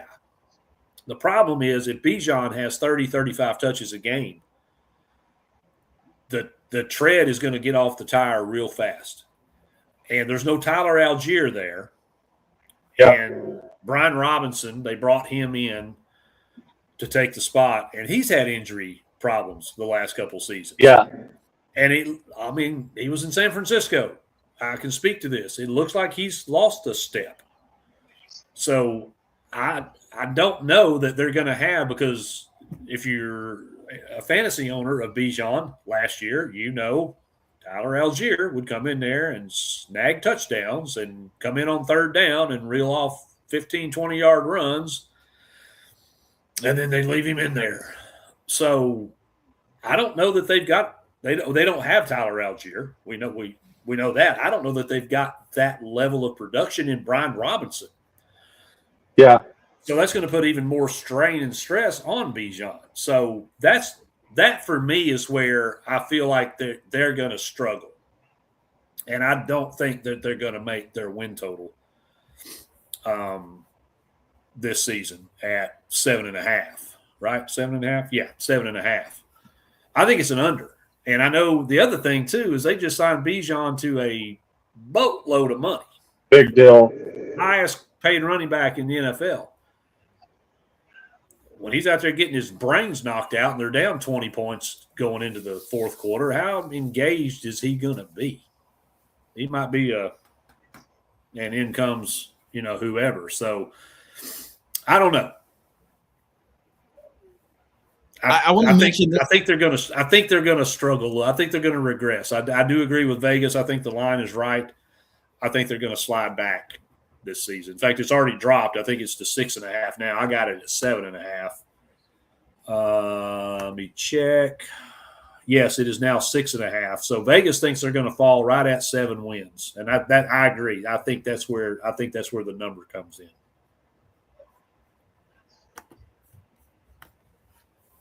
Drew? Yeah, I'm gonna take the under too. I'm gonna take the under. I wanted to mention this too because you didn't mention him in the draft. Like Harold Perkins Jr., that kid as a freshman at LSU was an absolute monster, and every year he kind of regressed. Can they get the best version of Harold Perkins Jr. of what we saw his freshman year? If they can, as a 6th-round pick, that would be massive for the future of the, Falcons organization. I just wanted to mention that because that kid was a monster. He was so fun to watch as a freshman. Everybody thought he was the next, linebacker superstar in the NFL, and he kind of regressed. But, maybe him being in the NFL now, a little bit resurgence, a little bit more motivation and those things, that would be a hell of a pickup in the 6th round if they can get a, newly version of Harold Perkins Jr. Because I think he has a chance to be a stud. Obviously, we saw it at LSU early in his career. So I just kind of wanted to throw that little nugget in there. And I just did the math. Bijan averaged last season, over 23 touches a game. Yeah, that's got to stop. Wow. And that's with Tyler Algier on the roster. So, and we talk about Penix, and I just sang his praises, but also you have to look at facts too. Penix is 4-8 as a starter. Mm-hmm. And he has the highest – I forget the overthrow or just bad throw. He has the highest bad throw percentage in the league. Almost 25% of his throws are off target. So he's still got some progression. Accuracy issues. And it also doesn't help that Tua had 15 interceptions last year. And it doesn't help that he's not getting any better because he's recovering from a knee injury. Yeah. Like I said, this is his 3rd torn ACL. We're not talking about 3rd injury. We're talking about the 3rd torn ACL. So he's torn both of his legs too. Yeah. Yeah. So I don't know, man. I definitely took it under 7.5, and I'll be honest, sitting here, I don't know that I won't take under 6.5 too. I don't think this is going to be a very good game this year. I just don't. From a schedule standpoint, they've got the 4th easiest. They do have to play 7 playoff teams, but in their favor, their toughest games on their schedule, I'm not going to go through it, their toughest games are at home. One of which is the 49ers. So if they can figure out the quarterback situation, this team's got talent. I'm a big Drake London fan, in case I didn't mention that. But, it's just like a basketball team, Drew. We'll put it in Kentucky terms for everybody. You'd have all these great scorers out there, but if you don't have a point guard that can get them the ball, it's going to be kind of tough. To be very damn good. So, I said you're not going to be very damn good. That's for sure. That's it. So if you don't have somebody that can distribute the ball, it makes it tough to score. Well, the same principle holds true in football. And I have zero confidence in this quarterback room. Love Penix, but historically, he's got to prove it. It does not favor him being successful this year. And only seeing 12 games in 2 seasons, that doesn't not good. Yeah. So, all right, we won't dwell on them. Oh, shit. What did I do? There we go. Sorry. I hit the wrong button. Technology. All right, so we'll move to the defending champ at 8-9 last year, the Carolina Panthers. Oh, boy. Dave Canales is entering his 3rd season. Their win total sits at 7.5. their losses, of course, Andy Dalton is gone. He's in Philly now. We mentioned Rico Dowdle, of course, with Pittsburgh. And Ashawn Robinson, their big defensive tackle, is off to Tampa. They did sign Kenny Pickett. Do with that what you will. They got A.J. Dillon. They signed Jalen Coker and John Mechie to the receiver room. Jalen Phillips they got from Philly, and then Devin Lloyd, linebacker from Jacksonville. So a couple good pickups there defensively. Scratching my head a little bit at these receivers. Although it's a good thing with obviously Chris Brazzell, their third-round pick, Vol for life, Chris Brazzell, done for the season, knee injury. They did take, in the first round, Monroe Freeling, tackle out of Georgia. And in the second round, they got Lee Hunter, a defensive tackle from that great Texas Tech defensive line. Another player of note in the fourth round, Will Lee, cornerback out of Texas A&M. I grew up playing basketball against him. Against Will Lee? Yeah, a lot. Played against him. Oh, wow. Yeah. That's pretty cool. Yeah, he played corner at A&M. I'm assuming he's probably drafted him for corner as well. But is he like a big dude, or is he one of these like small, like 5'10", 180-pound cornerbacks? No, he's about probably around my height, like 6 foot, kind of long, springy athlete. Gotcha. Okay. Yeah, he I think he originally started at a junior college up in Iowa. Then he went to Kansas State, played there for a year or two, and then transferred to A&M and had a pretty good career. He was the infamous corner who did that blanket thing to the Mizzou player. I think it was Theo Weiss, I believe, when he left the blanket in the hotel room. Yeah. So, but yeah, good for him, man. Like I don't know him well outside of. He would recognize me because we played against each other a ton and played against each other in high school ball too. But I didn't even know they drafted him until I looked at it today. I knew he was obviously at A&M, had a pretty good career there. But I was like, oh shit, like Will Lee got drafted in the NFL draft and on the Panthers and stuff. So that's pretty cool. Yeah. That's the way I was with Charlie Garner back in the day at UT. We knew each other. I was a intramural official. I officiated intramural basketball, and I had a few of their games, and so we kind of got to know each other there. We'd say hey to each other and stuff. We'd see each other on campus, whatnot. But I can't sit here in good conscience and tell you that Charlie Garner and I are friends. Yeah, there's a lot of guys like that. Like Luther's another one. Now, James Stewart and I, we were friends. Heath Schuler and I, we were friends. We had classes together. Heath was my tennis partner. Yeah, and we beat the shit out of everybody. Let me tell you. Yeah, I got a couple guys like that. Like Luther. I know Luther Burden, or I used to when we were kids. We played on the same basketball team together, but he was a grade younger than me. And like Brady Cook, I grew up playing baseball with. A lot of pro guys. So it's interesting. Cool. Yeah, that's pretty cool. Anyway, I digress. My bad. You get to talking about. Well, I say the good old days. You boys, the old days. Y'all weren't even thought of back in my good old days. Well, they were my good old days when I was in my prime athlete. Now I'm just retired, 30 pounds heavier, talking sports, not playing anymore. So, yeah, I'm the same weight. It's just not distributed as evenly as it was back in the day. So, yeah. Anyway, so what do you guys think about this Panthers team? Bryce Young, obviously, who had a very rough start, let's call it what it is, to his NFL career after all the hoopla and the trade and everything, number one pick, and just last year's the first sign of any type of resemblance of the hype. I don't know about y'all, but I'm still not impressed. And I think they caught some breaks last year.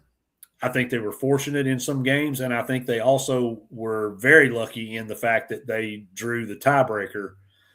And Tampa, I think, lost that last game to hand Carolina the the division. So I'm not sold on this team, and not in any way, shape, or form.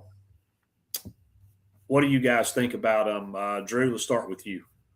Yeah, with Bryce Young, it's interesting because, I mean, like you said, man, he went through some tough first couple years in the league of just struggling mentality-wise. Like, he looked defeated.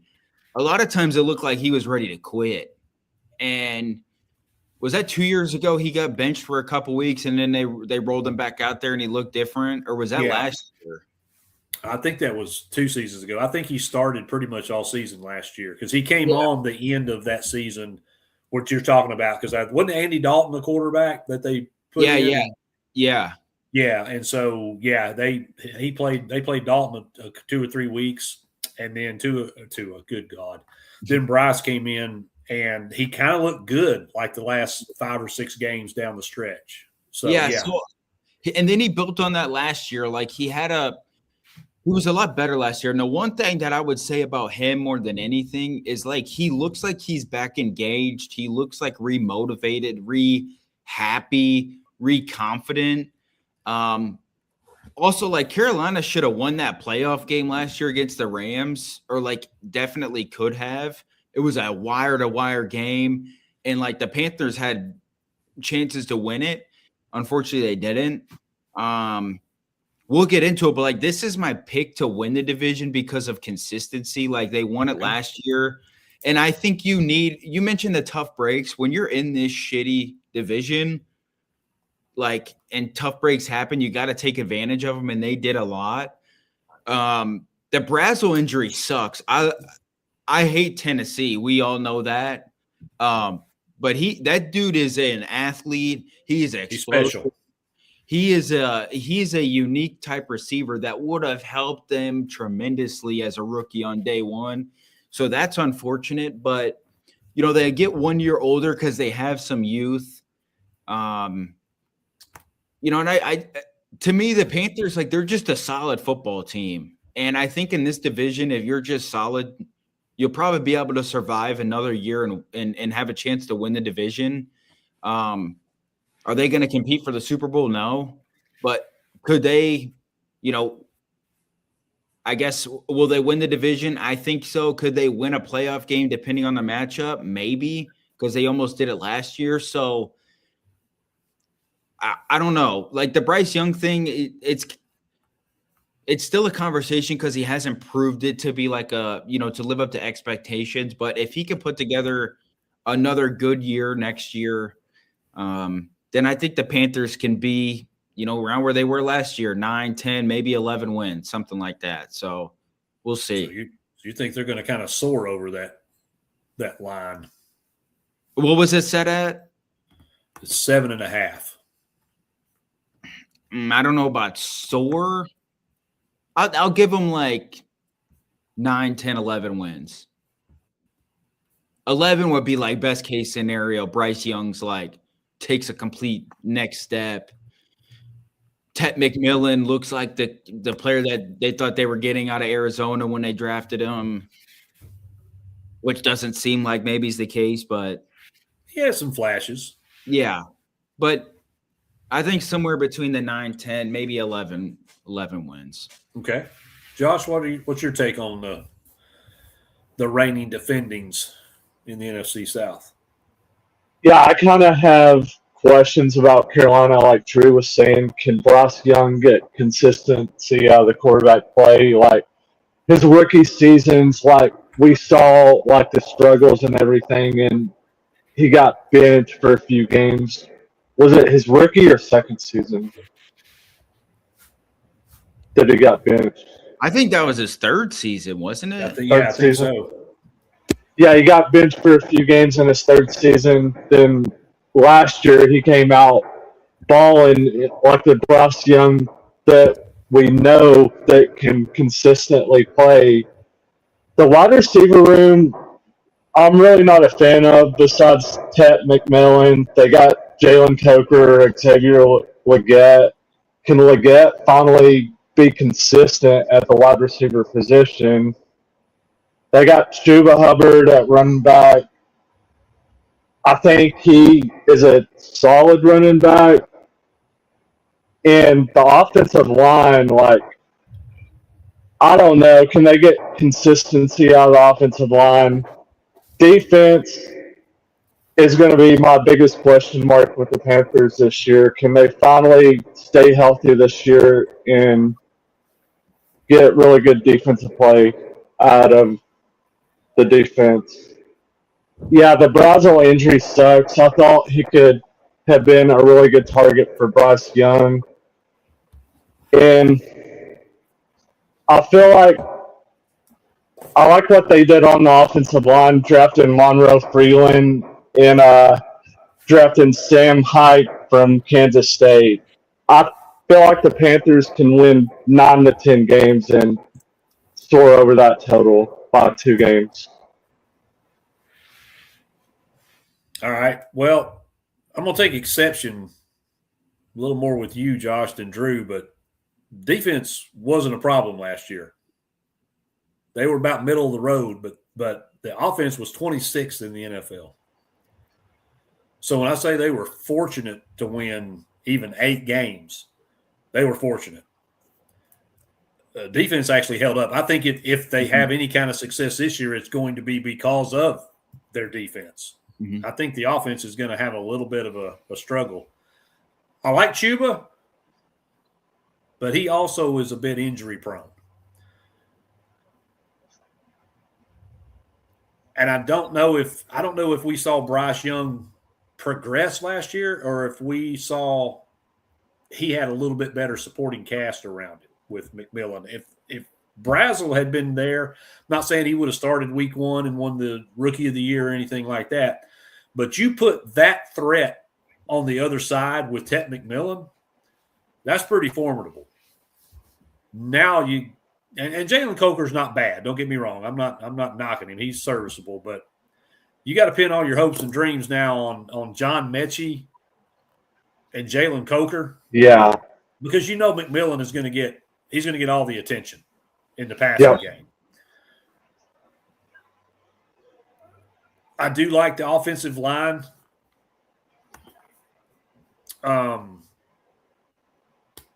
They also got to break out Xavier Legette if they can. Yeah, there we go. They gotta get him. He kind of got with the signings and the drafting. He sort of got kind of lost in the shuffle, and he came on the last third maybe of the season when he had to step in there and he dealt with some injuries too. But I don't know, man. AJ Dillon and Rico Dowdle. I mean that. Dude, we're talking about 2 completely different levels of play. Yeah. And then I don't know. I'm just not sold on this team. Jalen Phillips, I think, probably helps the defense. Devin Lloyd definitely helps the defense. So I think if they're going to win games, it's going to have to be on the defense. Yeah. Another guy I want to mention too is rookie receiver out of Colorado, Jimmy Horn Jr. That dude is explosive at receiver. Have you seen him run routes? Yeah, he is fast. He's scary. Great route runner. They need to get him like what they were doing in Colorado. They need to get him in there because if they do, that helps Bryce Young tremendously. His yards after catch that he can possess, his long routes that he can get open on like 20-yard post routes and certain things that he does there. Like that's what's going to help Bryce Young, number one. And that's what's going to help the offense, number one. Like you said, Hammer, that the defense can hold up like they did last year for the most part. And if they can find ways to gain more explosives on offense and make Bryce Young's job easier, then I don't see why they can't win 9 or 10 games and win the division because let's be real, the division is pretty bad. Sucks. Yeah, it's arguably the top to bottom. It's the most mid group of teams in a conference there is. Mm-hmm. I won't say bad because none of them are really terrible. They're not not going to be the Dolphins or the Cardinals. But I mean, honest to God, 9 wins this division. Mm-hmm. We just got to figure out which one of them is going to be. Yeah. Yeah.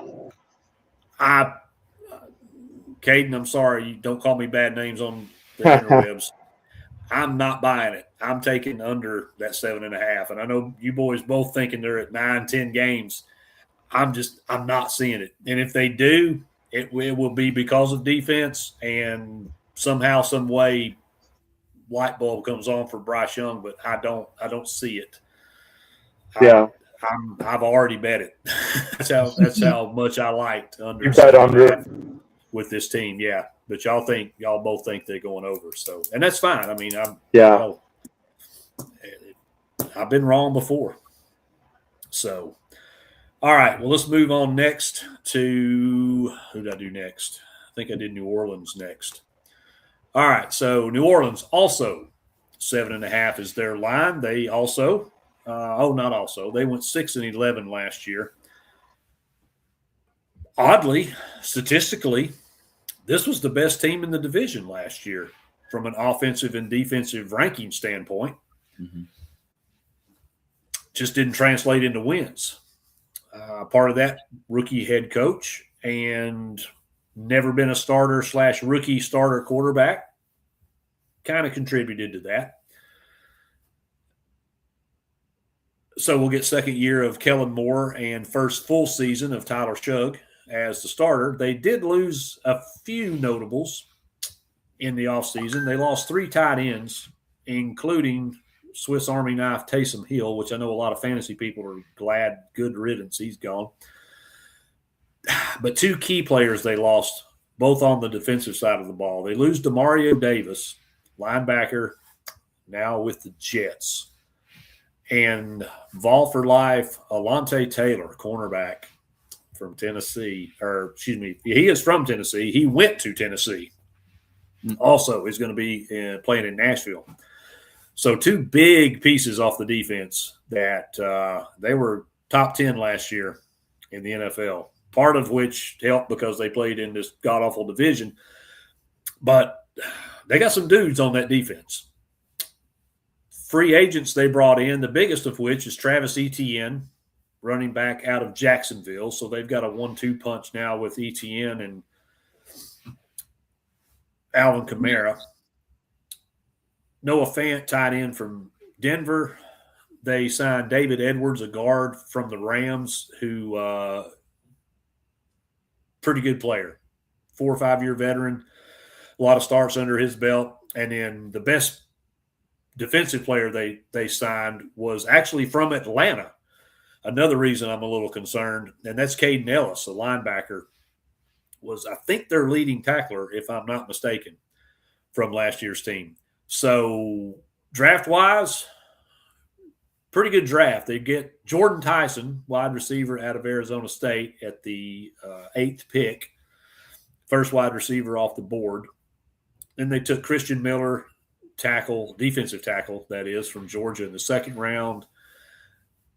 They stayed in Athens, got Oscar Delp, tight end, in the 3rd, and then Jeremiah Wright, a guard out of Auburn, in the 4th. So they addressed some positions of need, definitely needed some youth and some bodies in the tight end room. And then Jordan Tyson, I think, is going to be a player to watch down there with Chris Olave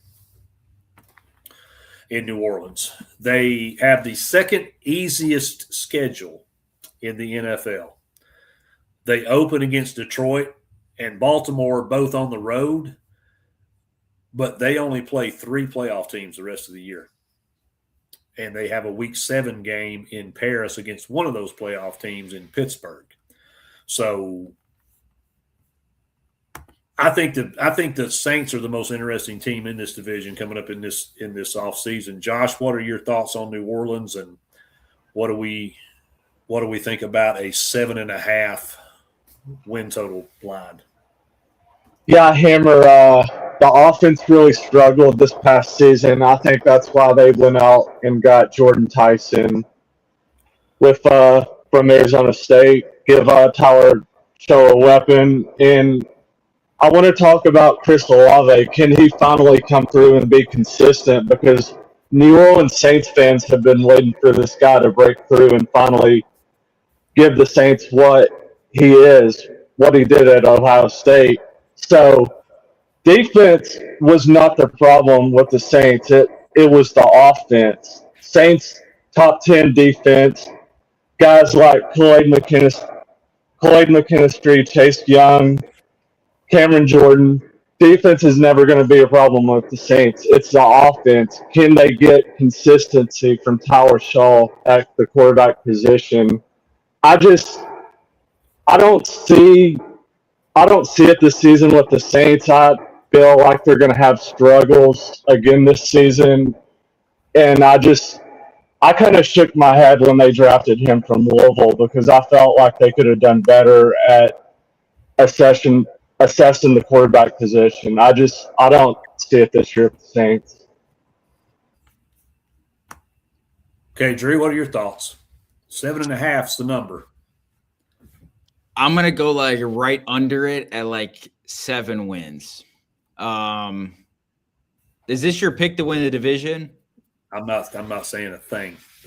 Okay, I'm trying. I was trying to read the tea leaves. No, Yeah. I think. I mean, Tyler Shook showed some like big time flashes. Like he slings that rock. I mean, obviously, like he's from Louisville, so like I hope he plays bad. But no, I mean he completed a lot of balls. I mean, 67.6% completion percentage, threw for a lot of yards, 10 touchdowns, 6 interceptions. So not a great touchdown to interception ratio. Obviously, when he started playing, the Saints were pretty much damn near already out of it. And so a lot of what they were doing was throwing him out there and letting him sling the rock around and, trying to be explosive, putting him in situations to just like not even think and just play. I like the ETN signing. I'm kind of surprised that Jacksonville let him walk or like let him leave. So that was a little surprising. If they can get a vintage Alvin Kamara, they probably have the best 1-2 running back punch in the NFL, which is kind of interesting.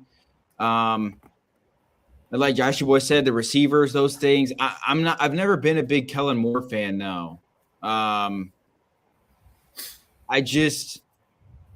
don't know. Like his offenses weren't like they always had question marks when he was in Philly. And like I think last year in New Orleans, it was questionable with the offensive play calling and some of the personnel and schemes and those things. So I don't know. Maybe as a second-year head coach, he gets improves and gets better. But I think this Saints team's going to be in a similar spot, just like not good but average. Maybe we'll pull off a game or two. They shouldn't win, but we'll lose. I think they'll just lose more times than not. I don't know. They're kind of a hard team to really talk about. It's just they're the New Orleans Saints, and it's kind of sad because when I was growing up, the Saints were always really, really good with Drew Brees for a long time and Sean Payton. So we'll see. We'll see. All right. So you think under? You think they fall just short of that with 7 wins? Yeah. I got under as well. Okay. Well, I've always got one that I throw out there, kind of a flyer. Last year I had 2.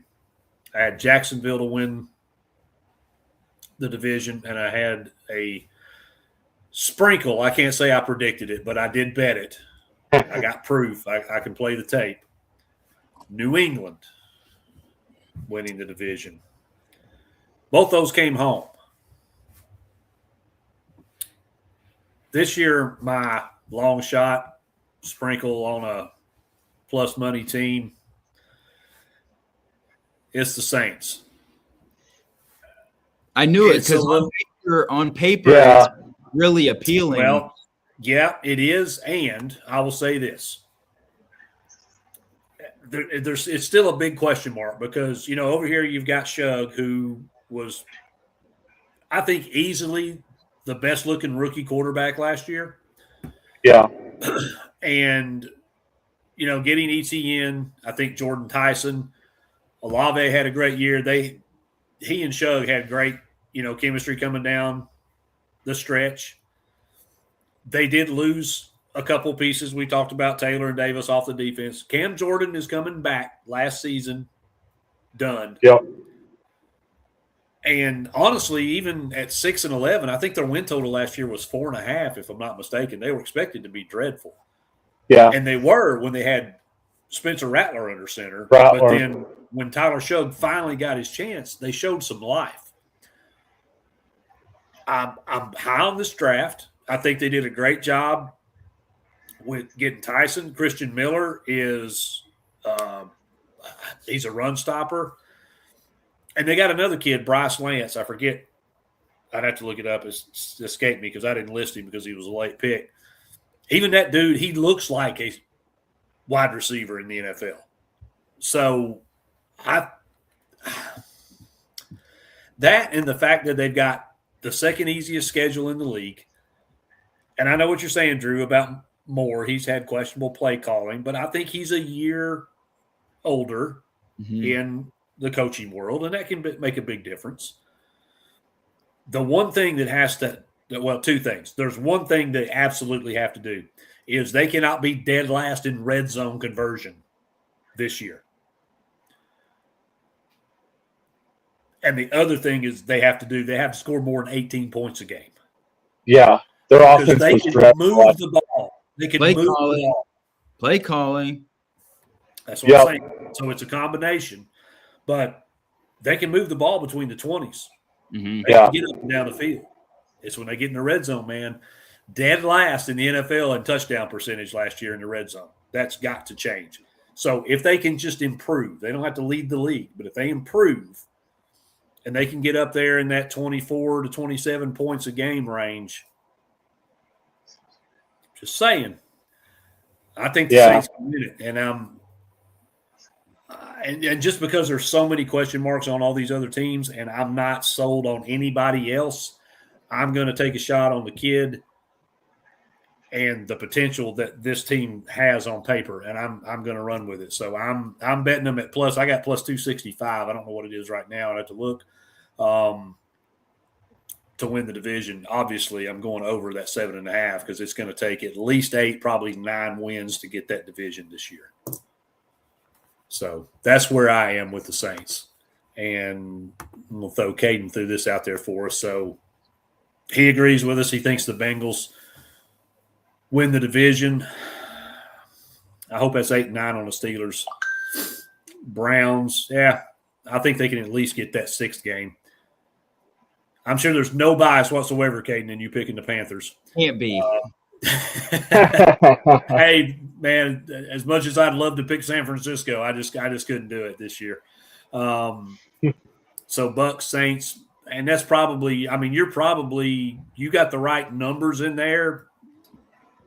Maybe you got the right teams. For your sake, I hope you're right. For my sake, I want the Saints to get it.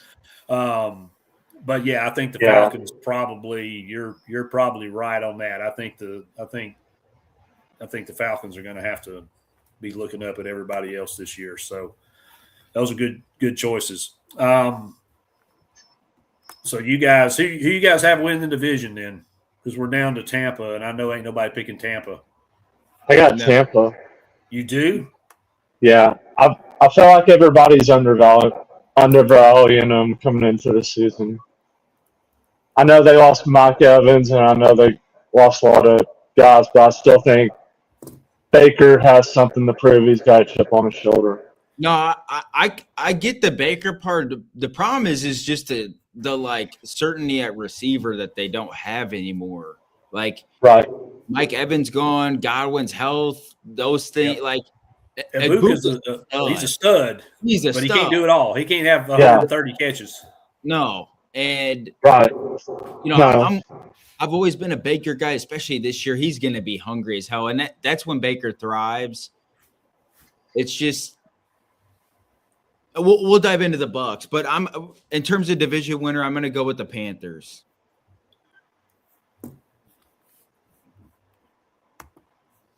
Josh, you said the Bucks. You let Caden pressure you into that. It was just because they won it last year, and I don't think any team in the division got substantially better. And regardless of how they won the division, they still did. And I think if anything, the Panthers have a chance to improve the most out of the division from last year. I mean, yeah, and that's quarterback play. Yeah, that really is. I mean, it kind of hinges if Bryce Young can continue to progress. Yeah. And if the defense can hold serve, then yeah. I mean, you could probably make an argument for or against 3 of these 4 teams. And it's funny how this is the first time in any of our shows that we've been split 3 ways on who we thought was going to win a division or a conference. So, yeah, I knew this one was going to be good. Mm-hmm. All right, so we'll wrap it up. Tampa, their line is at 8.5. They went 8-9 last year. About middle of the pack, both offensively and defensively. 20th ranked total offense, 19th ranked total defense. Todd Bowles in his 4th year. Another one that we all thought may not make it this far, but has. So maybe he and Baker both have a little something to prove this year. Free agents, they lost 14, but they lost some significant ones. They lost Rashad White. He is off to the Commanders. Running back Mike Evans, of course, in San Francisco, Mr. 1,000 yards. Not necessarily big name, big impact, but Sterling Shepard is departing. Baker's old college buddy and kind of safety blanket in an extent. But I honestly think the biggest loss, not named Mike Evans off this team, is Levante David. They're all everything linebacker. He called it a career. So he hung them up. So that left some gaps. Free agency they addressed. They did get Kenneth Gainwell, as we mentioned, from Pittsburgh, running back. I'm going to say his name terribly too, I'm sure. Al-Quadin Muhammad, edge rusher from Detroit. They got the aforementioned Ashawn Robinson, defensive lineman from Carolina. And kind of an under-the-radar pick that I think he's not Levante David, but he's definitely going to be fun to watch, and that's Alex Anzalone from Detroit, the Thor-looking linebacker that we saw flying all over the field, or at least we former saw. Florida Gator. I didn't want to bring that up, Josh, but thank you. In the draft, they got for all the talk about this guy about having short arms or whatever it was. Monster. Talk about somebody who's got a chip on their shoulder. That's Ruben Payne, edge rusher from the Hurricanes with the 15th pick, and he fell. He fell right into their lap. Yeah. Then they got Josiah Trotter, linebacker out of Missouri in the second. Really good. I think so too, yeah. Ted Hurst, wide receiver from Georgia State. I have not seen tape on this dude. I am told I need to watch tape on this dude. That he is phenomenal. And then Keontae Scott, also from Miami, the cornerback they got in the 4th round. Schedule-wise, Tampa has the 12th easiest schedule. They have 7 games against playoff teams, and one advantage they have against 2 of those said playoff teams, the Rams and the Chargers, they get both of those games at home. So they don't have to make that long West Coast trip to get their ass beat by those 2. I'm going to start this one if you boys don't mind. That's fine. I think there is a scenario where the Bucs kind of shake off last year's disappointment and they climb back up and take this thing over. Mm-hmm. Baker had a tale of 2 seasons last year. The first 6-7 games, he looked like an MVP. Yeah. I even bet him to win the MVP because he threw 12 touchdowns. He threw 1 interception in those 6 games. Mm-hmm. And then the rest of the season happened where he only threw 14 touchdowns and 10 interceptions the rest of the year. He only averaged about 217 passing yards last year. And he had 26 touchdowns total, which is the fewest in his career with the Bucs. Certainly not his career because let's not forget, he was in Cleveland. Here's the other problem. and I think it's a big one why Baker struggled last year.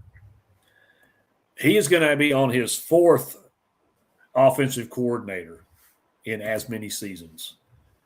Of course, he had the massive season in 24 with Liam Cohen. Mm-hmm. And combine that with the fact that Mike Evans is gone. Over the last 2 seasons, Mike Evans has missed 12 games. Tampa is 4-8 in those 12 games. Another thing I don't like is the Bucs have not finished in the top half of the league in defensive rankings for 3 years in a row. And now they've lost Levante David and Jamel Dean.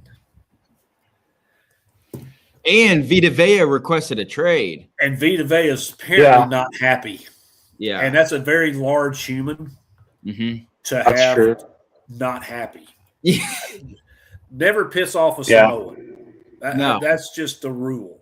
Especially a big-ass one like him. Yeah, it's up there. Yeah. You don't tug on Superman's cape, spit in the wind, pee sitting down, or drink lime beer, key lime beer. There's just things in this world that you're just not supposed to do. Piss off a Samoan is one of them. So, all of that said, I love Baker. I defend Baker on Twitter. I think I hated him in college, but he's won me over with his personality and his – I mean, I know it's silly commercials, but then you see him, how he handles the media and idiot reporters, and that's my kind of guy. Mm-hmm. Like Baker is my kind of guy. Just everything points to them regressing. I can't. Their win total's 8.5. It's the highest in the division. I can't do it, guys. I am on the under, and I hate it because I would love to see Baker get one more. Because if I'm not mistaken, isn't he a free agent after this year? Yeah.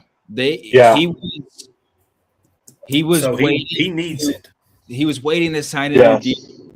He said there was a cutoff, I think about right when camp started.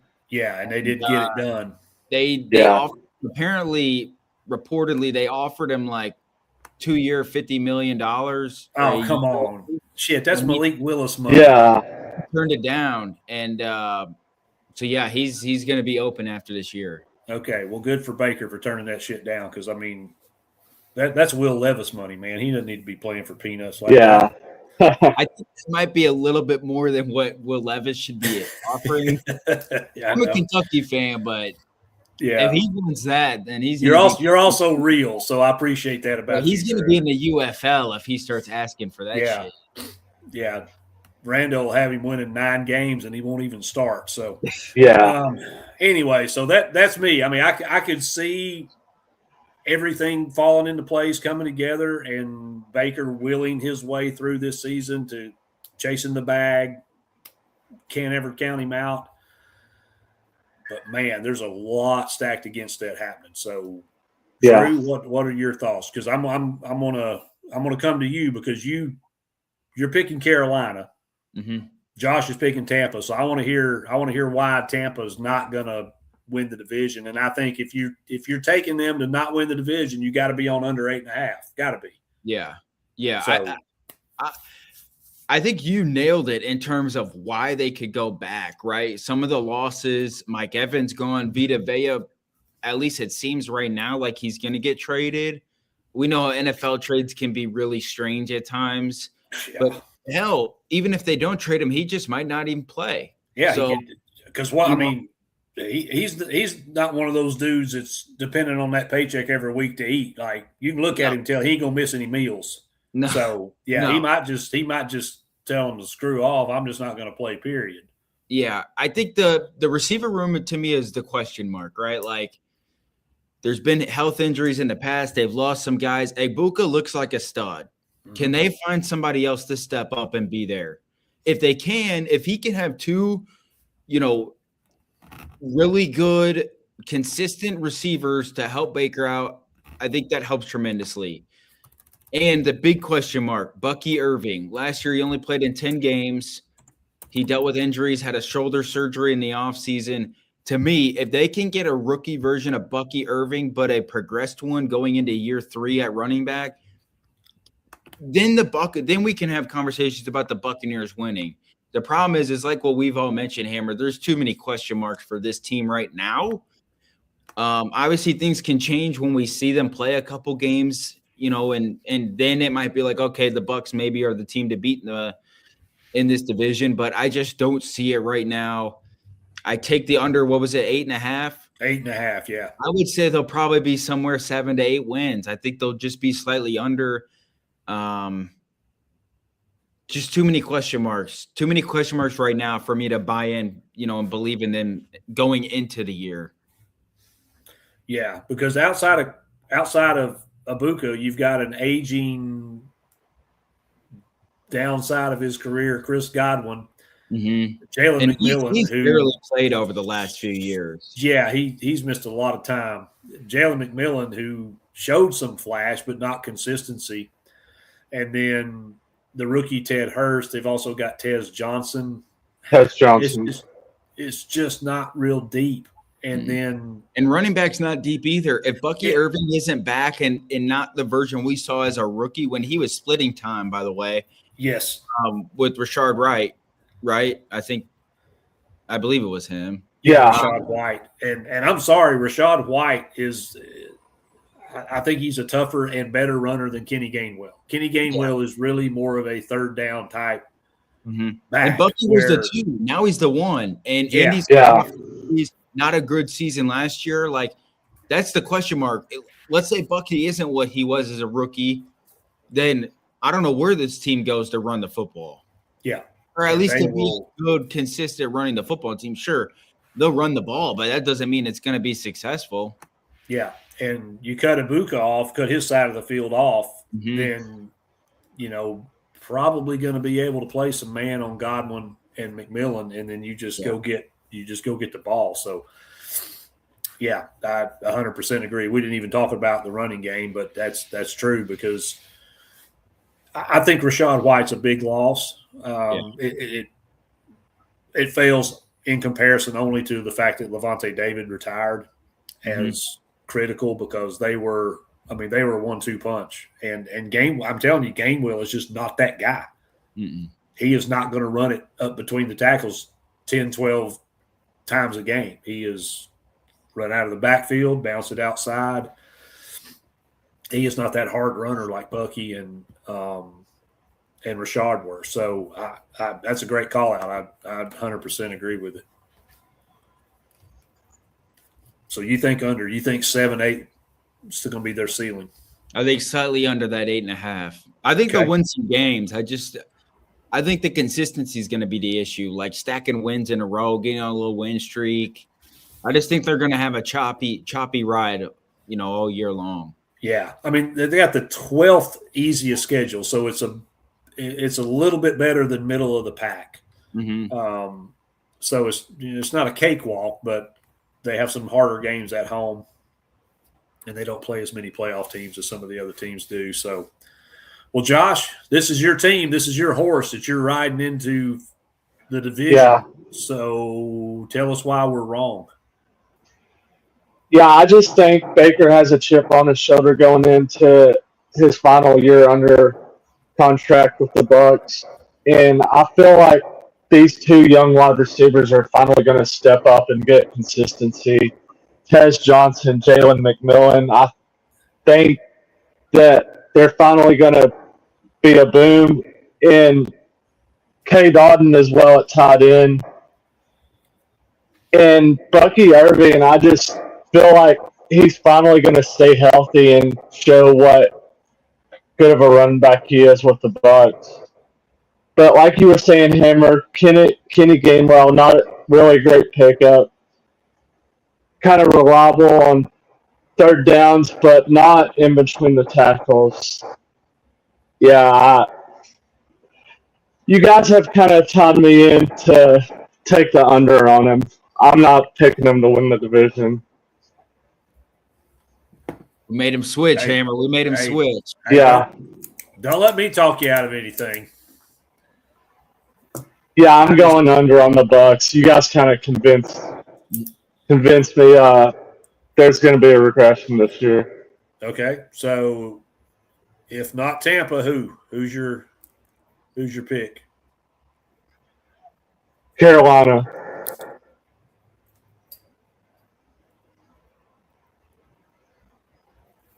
Well, it only makes sense because both of you guys had them over that 7.5 win total. So, Yeah. all right. Well, they better get over that to win the now damn. now y'all tagging up on me. I see how it is. So, hey, it's all. Let me ask you guys this: Do you guys think like last year we could see a NFC South team win 8-9 games and win the division? I think that's what we're going to see. I think we the consistently most see it. 10 wins. I think the most 10 wins. It happened with Tom Brady. Tom Brady won the division at 8-9 with the Bucks his first year. Yeah. So, yeah, I mean, I definitely think 9. I think 9 wins. You get to 9. I think you wrap up this division. I don't see Atlanta threatening. No, but I think we'll see Atlanta win about 6 games. And I think we'll see the winner win about 10 games. And it's just going to be like there's not going to be like a 3 or 4 win team, I don't think. I think everybody will be between 6 to it would 9 or 10 games. It would take a Bijan Robinson injury for somebody to win less than probably 6. It would, for sure. Yeah, I think 6 is the floor for any of these guys. Yeah, because the Falcons aren't like that bad. I mean, they just have too many, the question marks, new coach, certain question marks along their team, but they're not the Cardinals. They're not the Dolphins. They're not some of these like teams where we're like, they really are rebuilding. They have, nothing going for them. So, I mean, a couple of years ago when they had just an absolutely shitty defense, like Grady Jackson, I think was the only dude on the defense that anybody had ever heard of. They won 7 games that year. Yeah. Yeah. So they're not going to be just, god awful terrible, but I don't see anybody winning 10, and I don't see anybody losing more than 10 or 11. It's going to be a rock fight of a division. It always is. I mean, we had 3 teams at 8-9 last year. It's like, God, somebody's got one of you idiots has got to go to the playoffs. Some of you just get over 500. Yeah, y'all figure it out amongst yourselves, and somebody's got to go. So that's what it felt like. So, all right. Well, that was some good convo. We flipped Joshy boy. He still flipped to the wrong team, but but anyway. So there we go. AFC North NFC South. Everybody sticking with their pick. Yeah, you guys you're sure you want Carolina? Carolina. Yeah. You're not convincing me, Hammer. All right. I just giving you one last chance. Didn't we all pick Cincinnati? I think we all picked the Bengals. Yes. I forgot to write it down because I thought that we all picked them, so I didn't write it down. But I need to write it down because next time I look at this, I won't remember that. Which could be in 10. Which for me it could be in 10 minutes. I won't remember. So. All right. So we're all on Cincinnati. You guys are on the Panthers, and I'm on the right. Yeah. So. All right. Very good. All right. Well, anything else before we wrap it up? Put a bow on it? Tune in Thursday, college football talk. Who we got on Thursday? Let me see. We'll get a little slight plug in there. Yep. Thursday, we got Big Ten, the MAC, and the Sun Belt. So tune in Thursday, 8 p.m. Eastern time. We'll be breaking those 3 conferences down. It'll be a lot of fun. Every Tuesday night, NFL night. So next week, we got AFC South and NFC North. Correct. But this upcoming Thursday, tune in college football show. Every Tuesday, NFL show. Every Thursday, college football. And don't forget about Wednesday and Saturday. Yes. Lot of stuff going on across the heavy pour sports network, and man, it's just scratching the surface come football season. Getting closer. You're going to see my lovely face about 6 days a week. So, And if it's an all Tennessee show, don't watch. I'm just kidding. all right, keep it up. An all Kentucky show, man. Keep it up. Be sure and tune in Thursday for some. Be a little bit more probably focused on bets than the NFL show was tonight, and I'll give you 37 reasons why the Big Ten sucks. So don't want to miss that. Hey, They could be going for 4 straight. And they probably will, in all honesty. Yeah. But also SEC country over here. Both things can be true, Josh. They can SEC win another country national championship and they can suck. So yes, very true, Hammer. All right, gentlemen. Well, as always, it's a pleasure. Thank you for being here. Thank y'all for tuning in. Appreciate the interaction, the comments, and feel free to holler at us in the comments and the post on Twitter, because I love when people try to tell me I'm wrong. Or point it out. Or point it out. Or remind me, as some people do, which is fine. That's fine. It's all in good fun. Mm-hmm. So anyway, boys, I appreciate it. And I will see y'all on Thursday. Drew, I'll see y'all tomorrow. So I'll see you tomorrow. See you Thursday, guys. Go Vols. Go Vols. Go Big Blue. We out.